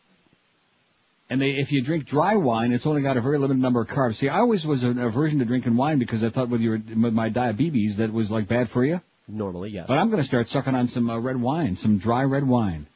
Wasn't that a Neil Diamond song, Dry Red Wine? Dry the wine. Of course, you can eat your crackling rose Boy, with it. what a shame about Ed Wood. I had such... Sorry. And don't get me wrong, I'm glad I saw it. I'm glad it finally showed up here, and I saw it a couple weeks ago. But you gave it such a gigantic build-up. I then, still like it. No, I'm not saying I don't like it, but it was just too ponderous. It just went 2 hours of the same thing. It had a slow middle. No, it's not a question of whether it was fast or slow. The question is whether it was the same thing over and over again. It was like a one-note Johnny, man. Depp. And I love Johnny Depp. Boy, even at 40, I'd still like to... That limey. Eddie. Help me, Eddie. Help me, Eddie. Well, I see the thing with me is, I'm just such a big Bela Lugosi fan. He was phenomenal. Mm-hmm. The thing with Dracula, his eyes, just the eyes, forget about all the other stuff, But he had that look, Van Helsing, come here, that's one of the great movies of all time, and these punks, what the hell do they know? 11:57, and of course they think Dracula's like, who really bugs me? Peter Cushing. Why? Because he always was like, ripping off everybody else. He was the Dracula, he was Frankenstein, he was Sherlock Holmes. Well, he had that contrast. I got news for you, man. My little dog, who's now in just nothing but dust in a box somewhere, my little dog was more like Sherlock Holmes than Peter Cushing Tochas. 11:58 at 560 WQAM. VIPSportsbook.com is South Florida's best sportsbook. Make no mistake about it. Because this time of the year when football gets going heavy duty, I'll tell you how heavy duty it is. We even got Bino with Hank this afternoon. We were all wondering, what we're wondering? What? Why? Anyway, most of these sports books are full of crap. 99% of these bookies are located in the jungles of Costa Rica with the Bugman. This year, move up in class to VIPSportsbook.com. It's the oldest and the largest sportsbook in the Netherlands, 100% legal and licensed as well. And boy, do I love the Netherlands or what. I had a little bad moment there once or twice, but it's a hell of a place. So you can trust those folks over there. They know their crap. Listen to me and call VIPSportsbook.com right now at 1-866-VIP-BETS because VIPSportsbook.com is South Florida's best sportsbook. Make no mistake. Sign up now and you can bet all year long on the South Florida football and basketball teams. Juice-free all year long. You want to bet on the Dolphins? It's 100 to win 100, and you will win this week, unless you're a fool. How many points they laying this week? About 30, man. Want to bet the Hurricanes? It's 100 to win 100, so forget about the vigorish. All sign-ups get a 20% cash bonus, not some funny money match play bonus. VIPSportsbook.com online is where you find them online, or call them at this toll-free number, 1-866-VIP-BETS, and get prepared for a whole season of plunging your guts out with confidence and peace of mind. Call again, 1-866-VIP-BETS, and be sure and tell me you heard about it on the Ancient Neil Rogers Show on QAM. VIPSportsbook.com, where you be the VIP. We're Sports Radio 560, QAM. It's Steve Goldstein, but you can call me Geldy. Whenever I'm in town, I listen to... Wait a minute, I am in town. It's the 12 to 1 hour. Up the butt. We take you now behind the scenes as Arnold Schwarzenegger meets with political advisors. How about I say something like, I want to make California strong again by returning back and then going forward to the future. That's good. It's very important, though, Arnie, that whatever you say, it has to make a lot of sense. It's got to hit hard. That's why I should say something like, I want to make California the entertainment capital of the world, bringing back the economy and moving forward. Well, Arnold, Hollywood already is the entertainment capital. Even better, it's already happening and I'm only thinking it. Wow. Well, how about the energy crisis, Arnold? Hey, smart man, there is no energy crisis in California. That was New York. What's wrong with you? I don't care about New York. It's California, California. There's a major energy problem. Not here. My step to the moon stair climber is fine. I have power. Let's go back to this bringing California into the future. That's a good position. Now, how exactly do you want to do that? Let's think about that. I want to take it forward. Good. Not backwards. All right. By going forward. Well, should you mention Gray Davis? Who's that? You know, the guy you're recalling? I didn't call anyone. I've been working here with you. No, Gray Davis. What do you want to say about Gray Davis? Gray Davis is not from California. He was the dancer from the Rat Pack. I'm not going to make fun of him. What are you talking about? The Patch guy from Ocean's 9. You mean Ocean's 11? I don't see the sequel. I don't think sequels have any merit at all. You're talking about Sammy Davis. We're talking about Gray. All you do is sequels too, by the way. Hey, I don't do sequels. I'm talking about taking California to the future and taking down that big white sign that says Hollywood. We need a new sign that says Arniewood. No, that's not going to fly. You're fired. You're fired. Oh! How about you? Do you like my idea now, Arniewood sign? That's a great idea. Great idea. California's future is about Arnie World. Yeah, into the future. Into the future. And back. And not back. Not back. Hey! Ah! Come on forward, 560 WQM. It's our big noon to 1 hour. There ain't going to be no big 1 to 2 hour today because we got the Marlins game. And look at how this log is. But who's this bitch that's making the log these days? Well, she must be retarded. What? Yvette? I bet you may be a very nice person, but man, you are inept. Of course, you had a good teacher, I'm sure. We're looking at 1239 hardball with question mark. Chris Matthews is who it is. I mean, what's wrong with you, honey? She must not watch too much TV. Hardball with the crow. 567. 08560. And people wonder how Geldy's on the air with that voice and how the Beast can be on the air. And we had the crow on the air. And the best part of the whole deal, you know what I see a lot of similarity between the Arnold thing and the fact that we had the crow on the air, Warren Cromartie. First of all, neither of them can speak English. That's number one. And secondly, neither one of them could possibly be taken seriously for even a moment. You see the parallel there? But no matter what you do, it's like, oh yeah, well, he's pretty good, you know. And then of course there was that certain racial element to it that the some of our dark folks out there, some of our thin-skinned, black-skinned, you know what I'm talking about? No, what? That, well, you know, you're just knocking him because he's a brother. We ought to have some people on there. Yeah, we'd like to have some dark-skinned people on here if they could speak, you know, if we could find somebody articulate, you know, like what's his name on 60 Minutes, Ed Bradley. Right? Right? I know somebody who is dark and can speak. Troy Stratford. No, that's not who I was thinking. Who are you thinking? Oh, man. He's in town. Yeah. Well, they already tried that. Pete Bolger floated that idea, and all the sponsors said, we don't think so, Pete. Oh, okay. He floated Just thinking out loud. Here's Plantation. Hello. Miserable fact. Oh, God.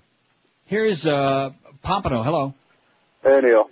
Yes, sir. I think I got it. The spokesperson for Sominex, David Duchovny. Oh, he is terminal, yeah, and ugly. Thanks, pal. I'm up. You know, remember I read that thing that one? Of course, I didn't even know how to pronounce his name because I don't watch that awful show. Right. With all the green slime on it. Me either. But the tabloids, that hunk, David Duchovny, hunk of what? Hunk of crap. Oh. Everybody on TV is a hunk. Right. Is either a diva, a goddess, a hunk of something. 5670560, pound 560. It sounds like the Cheap Channel people are getting a lot of calls in today, you know? That must be who these people are. Man. Probably Pete Bolger's boyfriend. Here's Fort Lauderdale. Hello. Hey, Neil. Yes, sir. Kevin Costner. Already on there, pal. Thanks. Too late. Who is the most boring big-name celebrity we're asking today? Don Imus, 93. He's got more than double the next competitor. How do you like that? The I-Man. You know who really bugs me? Yeah. He's kind of like the Bird of that Imus show. He's a news guy. He's a good newsman. He's got a great voice. He's a good news reader, you know. No, I don't. But he's such a suckhole. Well, I-Man, you know, jeez, you know. Why didn't you just come on one morning and say, hey, listen, you doddering old fool, and before you fall out of the chair, why don't you just go home and retire, you know? Right. Imus 93, Ben Affleck 45, who's also a clear second. Excuse me. Richard Gere, who's also a clear third, who's got 26.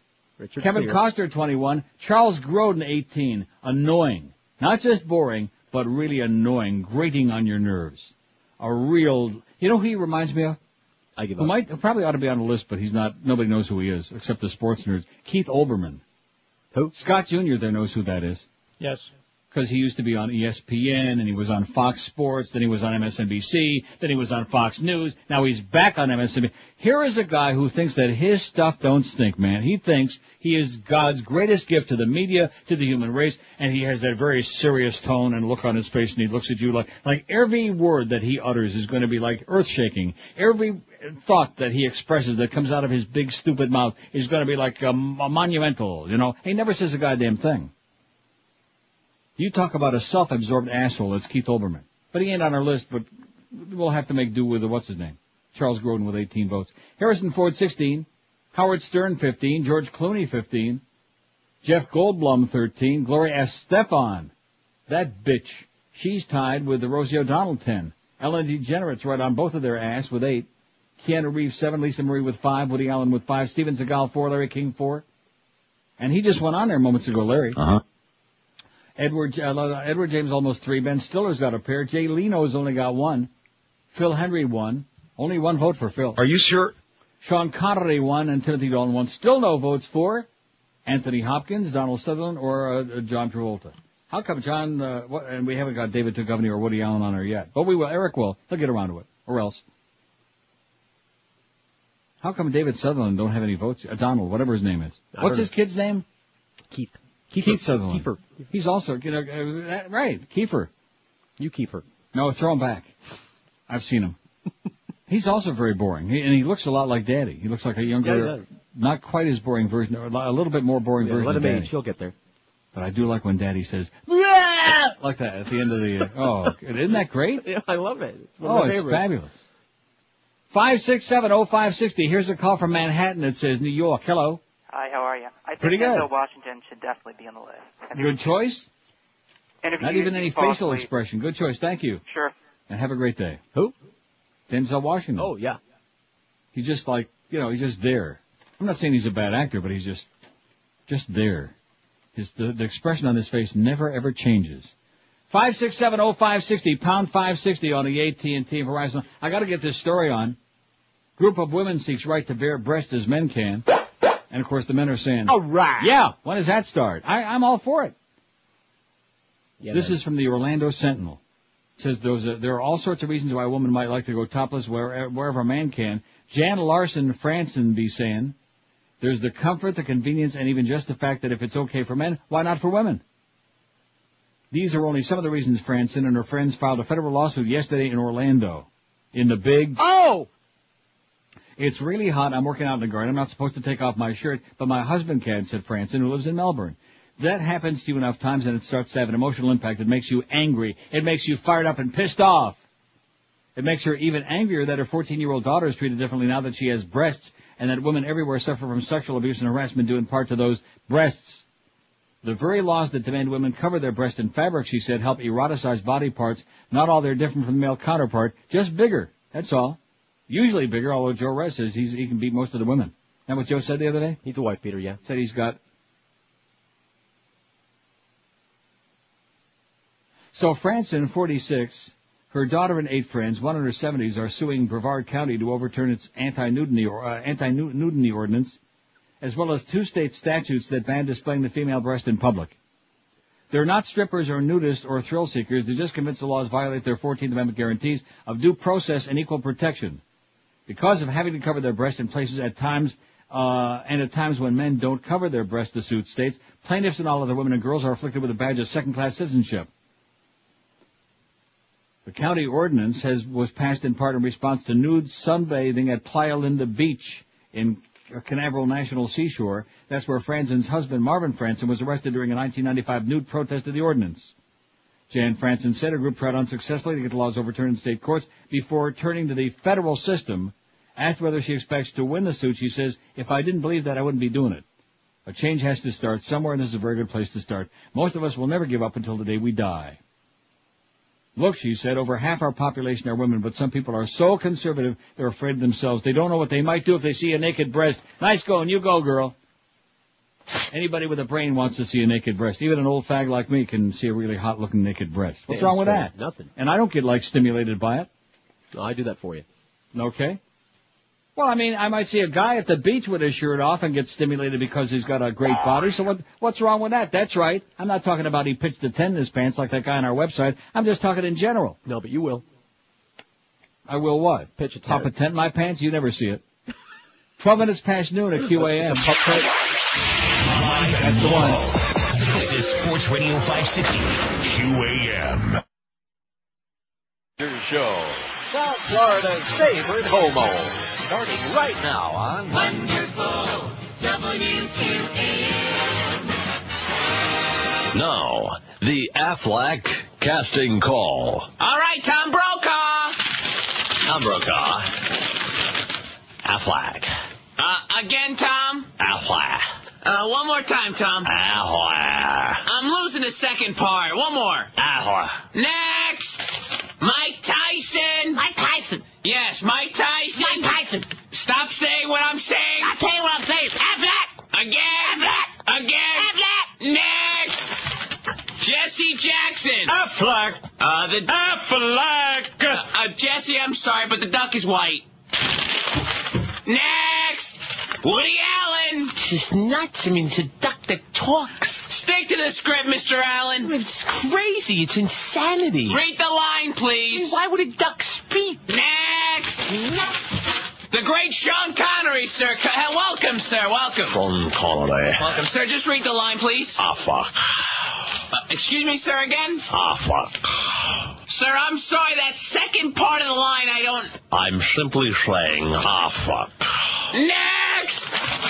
Oh, God. I guess we got Gilbert Gottfried over here.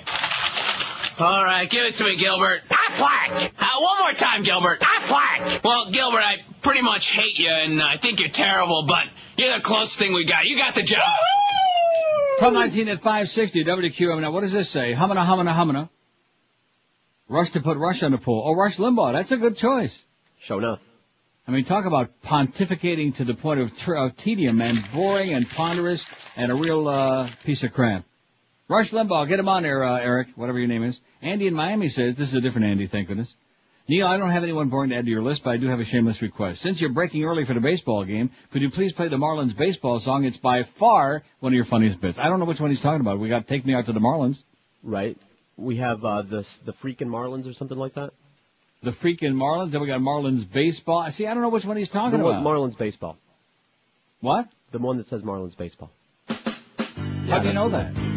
I'm psychic. That's all for Neil today. The Marlins have to play. I'm sure Neil doesn't mind going home. No. Now 2 or 3 sport holes and hear a team that blows. As the rest of us with lives turn off the radio. It's Marlins baseball. It's boring and it's shitty. Marlins baseball. It's such a goddamn pity. Designed for those who don't like to think and get excitement from recalking the sink. It's Marlins baseball.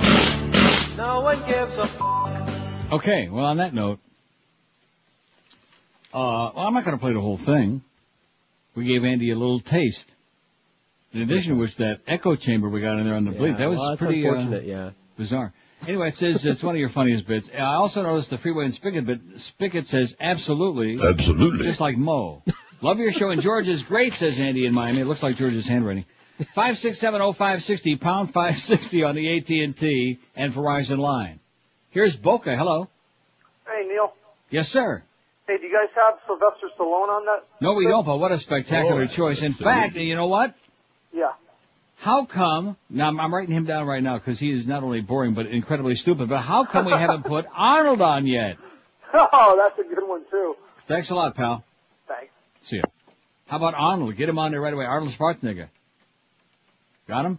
Yeah, as soon as I type it out, it only takes an hour to type his name. Okay, just relax. I'm not trying to put any pressure on you here, but you got about 10 seconds. Time's up. That's it. Sly Stallone, Arnold Schwarzenegger. How many N's in that? However many you want to put in, okay? They'll know who it is. They're all into Arnold in California. They're all into that now. Because they find it so amusing and amazing that Florida is usually the laughing stock of the world, but now it's California.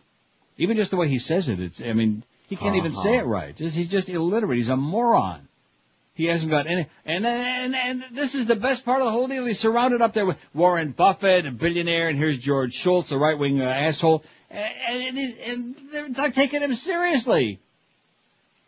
And then what really puts you over the edge is that brilliant political analyst Rob Lowe, a man who supported the 2-foot-tall Michael Dukakis for president in '88. Rob Lowe, a closet queen if there ever was one, with his wife and 45 kids. Right off the bat, Rob Lowe is jumping on the Arnold Schwarzenegger for governor of California bandwagon. That sure convinced me, man, that it should be a crime. It's just, I don't know. Just don't think about it. You'll feel better. You know what I'm saying? Just pretend none of these things are happening. You'll live longer and feel better. One good piece of news. Let's hear some good news, Neil. All right. Got it. Well, we got 2 pieces of good news. One, we get out of here an hour early. But even more important, Paul Hill's dead. Oh! Let's hear it. All right. Stark, Florida. A former minister turned killer, Paul Hill, was executed by lethal injection last evening in Florida State Prison, becoming the first American put to death for anti-abortion violence. Oh! Hill, 49, was pronounced dead at 6:08 p.m. His last words were a call to arms for abortion opponents. He said, if you believe abortion is a lethal force, you should oppose the force and do what you have to do to stop it, he said calmly, lying beneath a white sheet and strapped to a gurney. May God help you to protect the unborn as you would want to be protected, he said, as he hugged a fetus.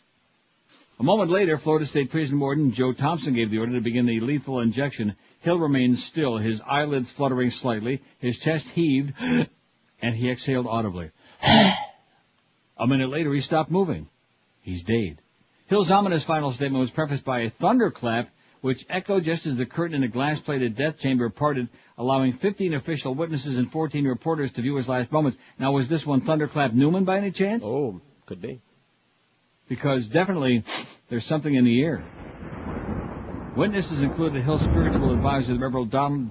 Oh, this is too. Yeah, I know where you're going. What?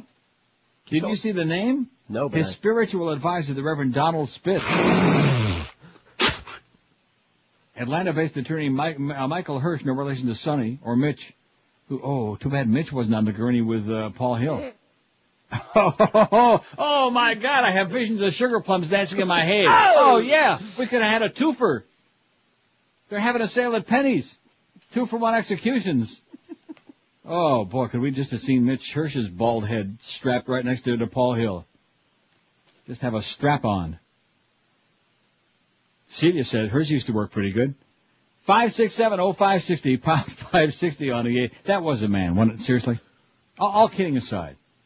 Celia Cruz, that was definitely a drag queen. There can't be no mistake about it. I know that Cubans have a lot of confusion in these things, the gender identity deal, the whole thing. But that was a guy. That was the world's numero uno drag queen, make no mistake. Esa negrita que va caminando, esa negrita tiene su tumbao. Increíble. Y cuando la gente la va mirando, ya baila de lado, bien apretado, apretado, apretado. La negra tiene tumbao. Azúcar, azúcar.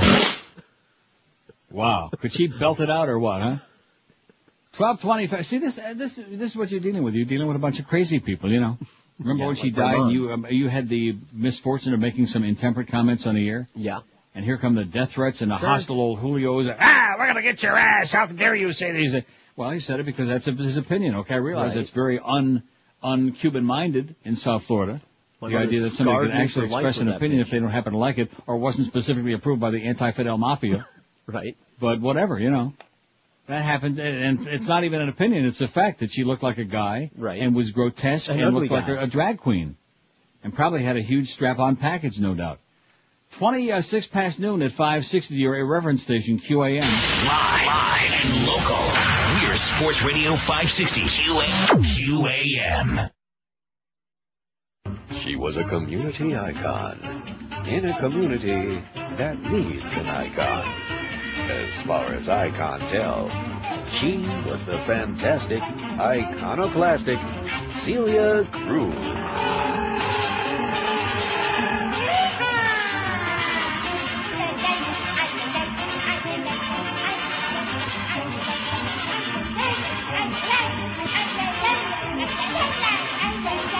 Angry Julio Records presents the dulcet, mellifluous sounds of Celia Cruz. She's dead, you know. Oh, she was so beautiful. That's alien, alien. She's not a boy. If I were Gary Carpenter, and you were Slim Shady, good alien, he's the name of our baby. Celia Cruz, new salsa tunes for use. Available now at Batista's used CD Emporium. Angry Julio Records, that's my favorite label, you know. Yeah. Top 31 at 560 WQAM. Remember I had for you before the show this morning, we were talking about the Pizza Man story? Right. And on CNN it said, FBI says Pizza Man had another weapon as they scurry to cover their ass. Rectum. But anyway, there's a new story that I just printed out here. The latest. Those who knew Pizza Man doubt he planned bank robbery. Living in a rented cottage with hand-me-down furniture and 3 cats, Brian Douglas Wells was content to deliver pizzas 27 hours a week and spend much of his free time listening to his stereo. Money, say his friends, never meant much to him. That's why people who knew Wells can't believe he could have masterminded any bank heist, especially a plot as bizarre as the one the 46-year-old liverman's been linked to for a week. FBI agents and other law enforcement officials have been trying to determine what happened to Wells, who died last Thursday. Oh, I know what happened to him. He died. Yeah. After robbing a bank near Erie when a bomb tethered over his chest and hanging from a locked metal collar around his neck exploded. Pleading with police to help him get the bomb off, Wells told authorities he'd been forced to rob the bank, indicating somebody else had clasped the bomb to him. Authorities have been trying to figure out whether the story was true or whether Wells had played a more willing part in the robbery. Sure. His friends and neighbors are firm in their belief that Wells was a victim. He had a different set of values, said his landlord, Linda Payne, who rented the white cottage behind her home to the unmarried Wells for 5 years.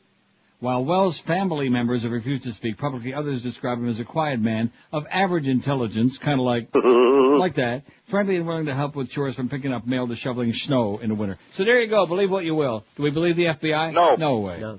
No chance. Always covering their ass. It's tragic. It's like when they say, who killed the president when Kennedy got shot? Oh, it must have been Cock Robin, you know? Oh, by the way, there's that book. I haven't even mentioned this yet. What the hell's the name of that book that says LBJ done it? That's one of the many new books we got to get. We got to get the Al Franken book I got to get. Right.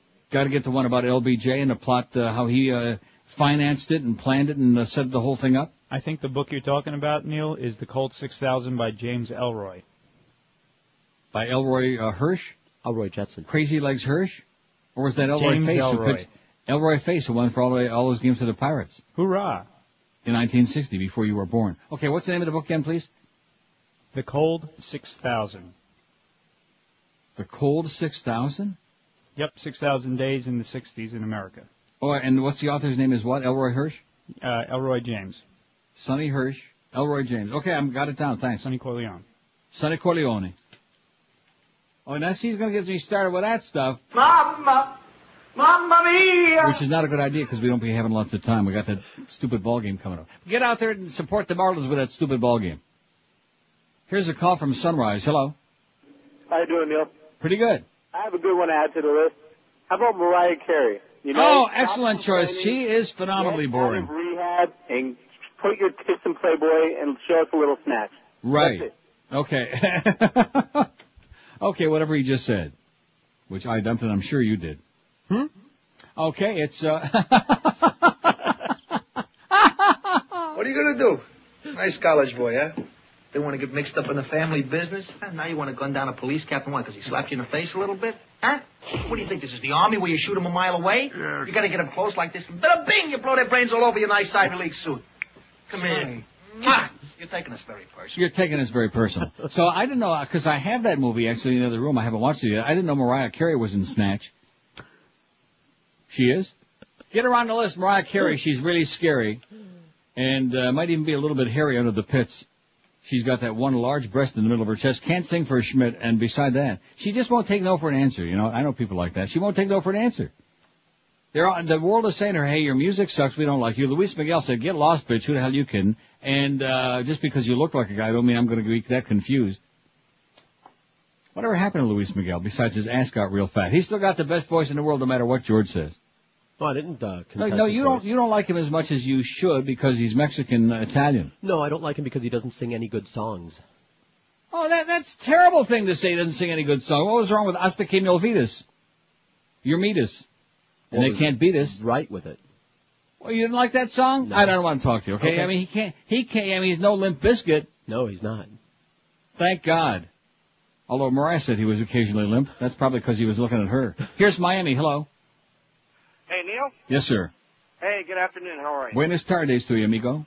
Hey, I got a ¿Cómo couple está? for your list. How about Ben Stein?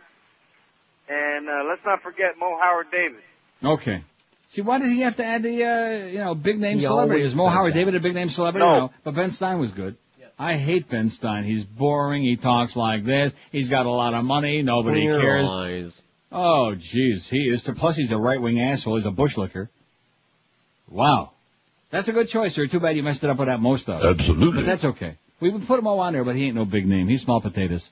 He's like Frankie Pentangeli. Small potatoes. In fact, remember what happened to Frankie Pentangeli? That's right. He saved everybody else the grief.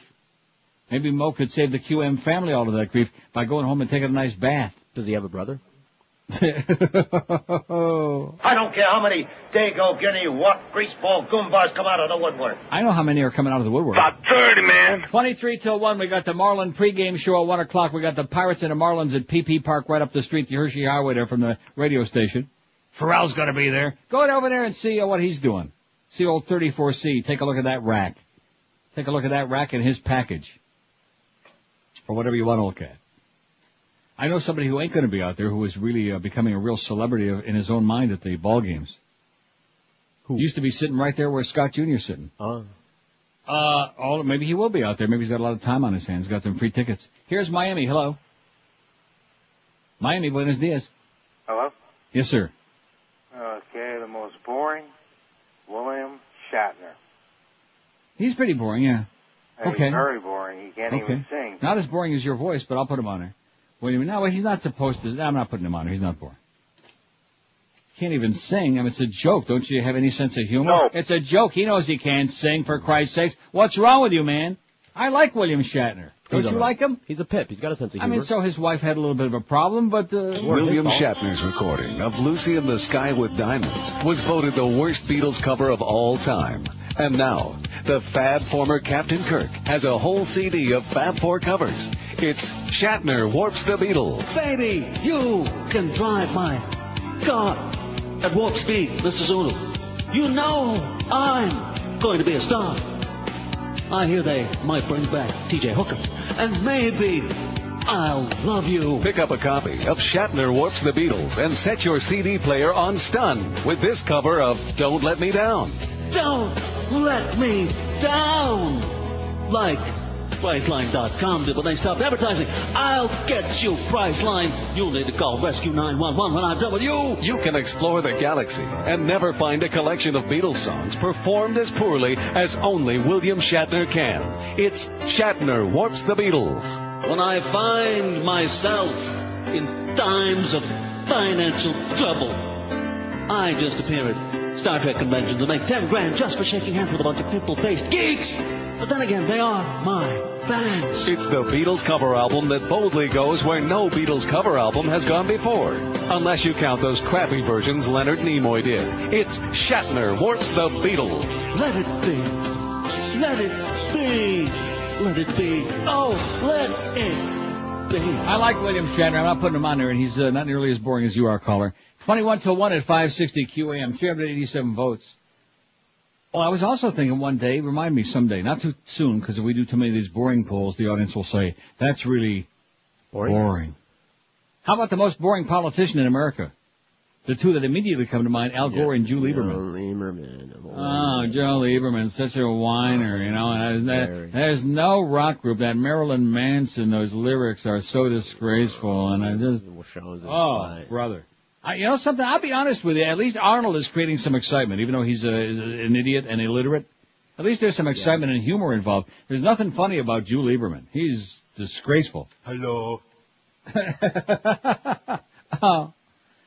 Don Imus, 101, the most boring big-name celebrity in the universe, the I-Man. Hey, I-Man. You alive, I-Man? Just touch him on the shoulder, see if he... I will say the only way they know he's alive, he still keeps snapping that gum. That's why we don't know he's alive. The head doesn't move, the body don't move, but the gum keeps chomping. Ben Affleck, 53. Terminal. Richard Gere, 28. Kevin Costner, 24. Charles Grodin, 22. I'm surprised that many people even know who he is. I'm glad they know, because now they'll be, they'll stay the hell away. Howard Stern, 21. Harrison Ford, 21. George Clooney, 18. Rosie O'Donnell, 14. Jeff Goldblum, 13. Gloria Estefan, 11. Keanu Reeves, 10. Woody Allen, 9. Lisa Marie Presley, 8. She's tied with Ellen DeGenerate. Larry King's got 7. You're moving up, Larry. Steven Seagal, 4. Tied with Rush Limbaugh, 4. Old Pompous Rush. Terminal. Only morons listen to that crap. Oh, brother. Talk about a one-note, rushy. Edward James, almost 3. Ben Stiller, 3. Timothy Dalton, 2. Sean Connery, 1. Phil Henry, 1. David Duchovny, 1. Jay Leno, 1. And no votes yet for Anthony Hopkins. See, I told you. Why'd you bother putting it on there? John Travolta, none. Donald Sutherland, no votes? What's that? Can you believe that? Yeah. He's so boring they forgot all about him. Oh. But don't they remember when he went, like that, almost as loud as Eric up there in Orlando? Denzel Washington, Sly Stallone, Arnold Schwarzenegger, Mariah Carey don't have any votes out of 394 yet. I just knocked me over with a feather duster. Here's a call from beautiful Broward somewhere. Hello. How you doing? Pretty good. Good. What about that wannabe asshole Dr. Phil? Oh, he's not a wannabe asshole. He's a real asshole. Well, there you go. That guy. He's not famous. Sir, you know something? You know something? Yeah. I wish you'd have called in earlier because I think he's the winner. Oh, God, I tell you what. If he ever becomes famous, I'll kill myself. Okay, thanks. Promise? No, that's a good choice. Dr. Phil. Oh, my God, that boring voice and that boring look on his puss and just monotony, never-ending monotony. Don't we have that new Dr. Phil bit? Yeah, it's in there somewhere. It's on the best of, I think. No. I said the new Dr. Phil bit. You sure as hell don't got it. You haven't got squat there, man. You're just talking about wannabe. You got a bunch of old retread stuff. That's because you keep trying to find those things online. You've got like a search party trying to find it. And one question, if Boca Brian's listening, which I'm sure he is, in between buying several houses, how come, because you notice now HCN is finally starting to put the Bush bashing stuff on their discs because it's become fashionable and acceptable now? But how come they haven't put on Weapons of Mass Destruction, which I don't care what anybody says is the greatest song parody of all time? I know why. Why's that? They're pussies. Why? What about, how about I played 2 or 3 other ones today. They're ripping him a major ass. Not enough. They're ripping him a major, big, disgusting, goofy ass. Well, they don't want to put anything too good on there. See, I just played this the other day, which I'll play it after the break. When Men Cheat, Dr. Phil. Don't you remember hearing that? Sure. It's a real hoot. Live and local. This is Sports Radio 560. QAM. The G-string up here, I'll do it. Well, congratulations. Get a life.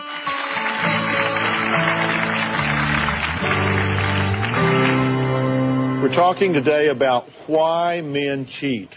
I've just done it because it felt good at the time. I didn't think about and I didn't concern myself with my wife. She just got boring, so I got to running around. And I'm above reproach on that. All right. If you want to chase women, go do it. So what about Alan and Erin here? Okay, she's pregnant. Yeah. Do you want this marriage to work? More than anything. Are you willing to allow him to cheat? Yeah, everything. All right. Do you believe that you can look your fiancé in the eye and say, I want that instead of you, and go do it? Definitely. And you get it. You get women. Yeah. Yes. Do it in front of her. Right. More with Alan and Erin in just a moment. I'm almost to the coma, man. There's no talent other than he sucked Oprah's ass, and she would put him on there all the time. She was to him what Larry King was to Ross Perot. Yep. Right? Mm-hmm. I think that's a really good analogy there, if you ask me. Nice going, Neil. Thank you. Now, I'm looking at the South Florida local Doppler weather radar because I want to make sure that what I say is accurate, because you're not going to tell me, even though you're right down the Hershey Highway from the ballpark. But you'd have to go run in the other room and look out the window. And even when you look out the window, you might not be able to see, what's behind the building. See what I'm saying? I'll be right back. Like a very narrow, a myopic view. But looking at the local Doppler weather radar on the Sun Sentinel website, there's a blob over the Everglades, but it looks like it's moving to the west. It just changed. It's way west of Hialeah. It's not a big blob. In fact, it's probably the Beast on his way to Naples to file a complaint. But there's nothing around. It's not, other than that, it's like pristine and clean, rhymes with queen, one of the nicest things I ever seen. There's no excuse. And what's the temperature on it? About 96, 7? 196. 100 and some? About 30, man. 130. But so take along, a fan or something. I don't know. Do something. I'm serious. I think it's embarrassing because today it's Pharrell Day out there at the ballpark. The Marlins are what? What is the record? 74-63. Is that right, Scott, or am I out of control here? You're right on the money. 11 games over 500. They're tied with the Phillies for the wild card lead in the National League. They got a good chance of making the playoffs. And of course, keep in mind when they made the playoffs in '97 and won the World Series, and then Wayne sold all the team. But nevertheless, I mean, if you want to be known in that town, I realize that the whole bunch of people aren't there now for whatever reason. They went on an extended holiday. I can relate. But come on, let's go. Let's get with it. I want to see some asses in those seats. I'm not just talking about him giving away a bunch of free tickets. Anybody can suck up for free tickets. It doesn't cost a lot to go to a baseball game. I don't even know why I'm doing this. I just feel so bad that you finally get something going good there and like nobody wants to support it. Nobody supports anything there. Am I right? What? I said Jesus effing Christ is what I said. That's right. Good. And Joseph and Mary and Saul and Abraham too. And Moses. I'll leave Moses out. He's a good guy. Well, the Moses we know. By the way, thanks again, Moses. You're the best. I'm not talking about you, son of a bitch. Not that Moses. I still can't get over that interview that Michael Moore did in Bowling for Columbine. That was fabulous. The interview with Dick Clark was good too, and a lot of us didn't suspect what a dick he was. Close the door. Close that door. Close that door. Get me out of here. And you'll notice now. Did you watch it closely enough to realize he looked about 100 in that? Yes, I did. Yeah. Oh man, is the Lord getting even with you, Dick? Gonna send your ass over to Vegas to the Luxor and stick your butt right on top of the pyramid. Here's a call from Coral Springs. Hello. Hello, Neil. Yes, sir. I got another one for you. How about right. Carson Daly? Oh, a spectacular choice. My God, we're saving the best for last. The guy's a putz. He is a putz. He has no personality of his own. He just morphs into whoever is interviewing. Amen. Thanks a lot, Pally. Good choice. Not a problem. Have a great day. Dr. Phil and Carson Daly, thank the Lord they made it under, Oh, God. They made it right under the wire. It would have been bad if we wouldn't have got them under, because once in a while we'll do a poll and we'll leave somebody off and they're so glaring and then we're embarrassed and humiliated and people say we're a bunch of morons, which we admit. But I mean, it's bad. Ain't it? It's bad. Let's see, I want to make sure I have the right music for the up to the ball game. Yeah, that's it. Who is the most boring big-name celebrity was our poll question on NeilRogers.com today. By the way, don't forget to order your Best of Neil CDs and your Mo Howard David keychains, right? Absolutely. And some of those, now do we also have that on the website because I never clicked the order thing. Do we also have the Mandich leftover ones, or are we just doing those on the... that's a good perk. Uh-huh. That's a good question. And I guess Miguel didn't come in and bond with you today, huh? Yeah, he did. And? He acted like he was going to do something. He didn't do it. Yeah, he's going to do something already. He's hopping on Doreen back there in the promotions room. He's hopping on her bones. $19,400 for abandoned pet rescue so far, but we're gonna go over $20,000 this week. Well, it's only like tomorrow, right? So we only have tomorrow for him to get off his dead Cuban ass and go out there and do something besides sit around listening to Celia Cruz records and boning Doreen. Who is the most boring big name? And by the way, Scott Jr. there, you see, he doesn't say a lot, but when he says something like the name of that book, it's useful and profound, like he knew the Marlins record. See, he doesn't one of those people who wants to be a star. See, like certain other people are, you know what I'm talking about. Hola. Right.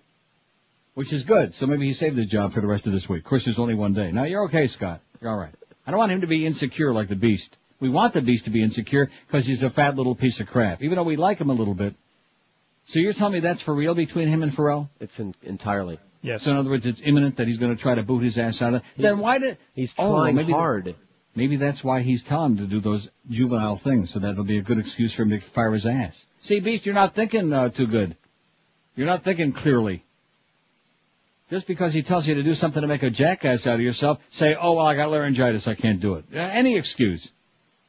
Say my thing ain't working right today, my voice box. This is the Beast. That's what he always tells Clarence on the days he can't handle it. My box ain't working right today. Who is the most boring big-name celebrity? Don Imus, 106. His mailbox. Ben Affleck, 55, his female box. Richard Gere, 29. Charles Grodin, 25, tied with Kevin Costner. I like this list, you know, and I like this poll today. It's a good poll. It's a good list. These are people who are very, very boring. They've all made millions. God only knows why. And he ain't sure. He's checking again to see why. Howard Stern, 23. Harrison Ford, 22. George Clooney, 18. Come on to my house. No, don't come to my house anyway, George. Remember Rosemary Clooney? She's dead. No. No, you don't. Do you remember Come On to My House? Sure. You do? Mm-hmm. That was about 100 years before you were born. Columbia Records, by the way. Come On to My House. She couldn't sing for crap. Rosie O'Donnell, 15. We just felt sorry for Rosie because she got really fat like a cow, and then she died. Speaking of fat like a cow, Rosie O'Donnell, 15. Jeff Goldblum, 13. Keanu Reeves, 12. Gloria Estefan, 12. Larry King, 10. You keep moving up a little, Larry. Uh-huh. Keep banging on it. Woody Allen, 10.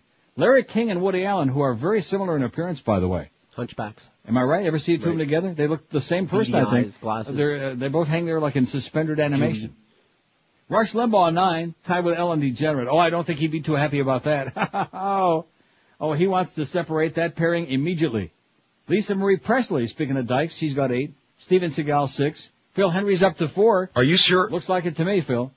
Ben Stiller, 3. Edward James almost died when the guy said his name, 3. What, anybody seen him in anything lately? I mean, the Miami Vice thing was 100 years ago. He made a couple of grade B movies. Was he in any good movie? Blade Runner, but that wasn't lately. Blade Runner? That was 100 years ago. Right. I'm thinking. Anyway, he's got 3. Timothy Dalton, too. I still have no idea, but he's got a hell of a bookstore. Ever see Flash Gordon? Flesh Gordon? No. I've seen Flesh Gordon. Yeah, I have it. By the way, Peter North is 100 years old. I know he's still like, a straight shooter and all that, but don't you think it's time to give some of the younger guys a chance? No. Jay Leno won, Sean Connery won, and no votes. This is amazing. Out of 429 already, which ain't too bad considering.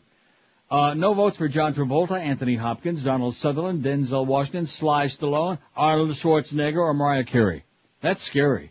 But they got, the whole day until tomorrow morning to catch up. And wait a minute. We can't leave here without you making sure that he also puts on there Dr. Phil and Carson Daly. I mailed it to him. You mailed them to him? By what? By snail email. mail? He sent it by snail mail. I hate that expression. I'm not sure which bothers me more, eye candy or snail mail. Eye poppy. Eye poppy bothers me a lot, too. All those people trying to sell you poppies on Veterans Day. Bugs of crap. Only old people wear those. Anyway, I'm not taking any more calls. Why push my luck? This turned out okay, even though it's for a moment or two there. We had visions of sugar plums dancing in our heads, didn't we? Yep. I'm not exactly sure what the hell that was all about. It's just they got to get out of their system because, of course, now everybody's coming back. George chased many of them away during the summertime, even though he did a stalwart job. And not only did he do a good job during the summertime, he showed up on Monday this week on Labor Day. Any of the other regulars work on Labor Day? No way, Jose. So we gave you damn near like a real show on Monday. When George does it, it's damn near a real show. And is there appreciation for it? No. A couple of people fact say, yeah, George was great. But generally speaking, they call him to whip you an ass. That's right. Don't ever leave you. George sucks. Fire his ass. Don't ever By the way, it's WQAM Miami Fort Lauderdale. I'm sure the ID is on the thing, but just in case. They stick it on there. Oh, no, I just said it. WQAM Miami Fort Lauderdale. Did I say that? Yeah. Okay. WQAM Miami. Fort Lauderdale nuts. Plantation, Sawgrass Mills Mall, Sweetwater, Otis, North Miami Beach, where there used to be some white people. Pompano Beach. Delray Beach. Deerfield. Oh, wait a minute, Delray Beach is in Palm Beach County, and we're not in Palm Beach. Well, they can hear us. Did you say Opalaka? I didn't say Hallandale. I didn't say Plantation, Prestigious Acres, or Sunrise, or Surfside, or Miami Beach, or South Beach. We don't got no listeners on South Beach. Maybe a few. About 30, man. That's it. They're too busy, they're too busy posing for each other down there on South Beach. Sarah, don't pop another one, sweetheart. Not too late. I'd like to see Harry pop one. Right into Brittany. Oh, man. What a thought that is. Jared Leto and Britney Spears. Now she's starting to move in the right direction. You catch my drift? Are you drifting? Squirt, squirt.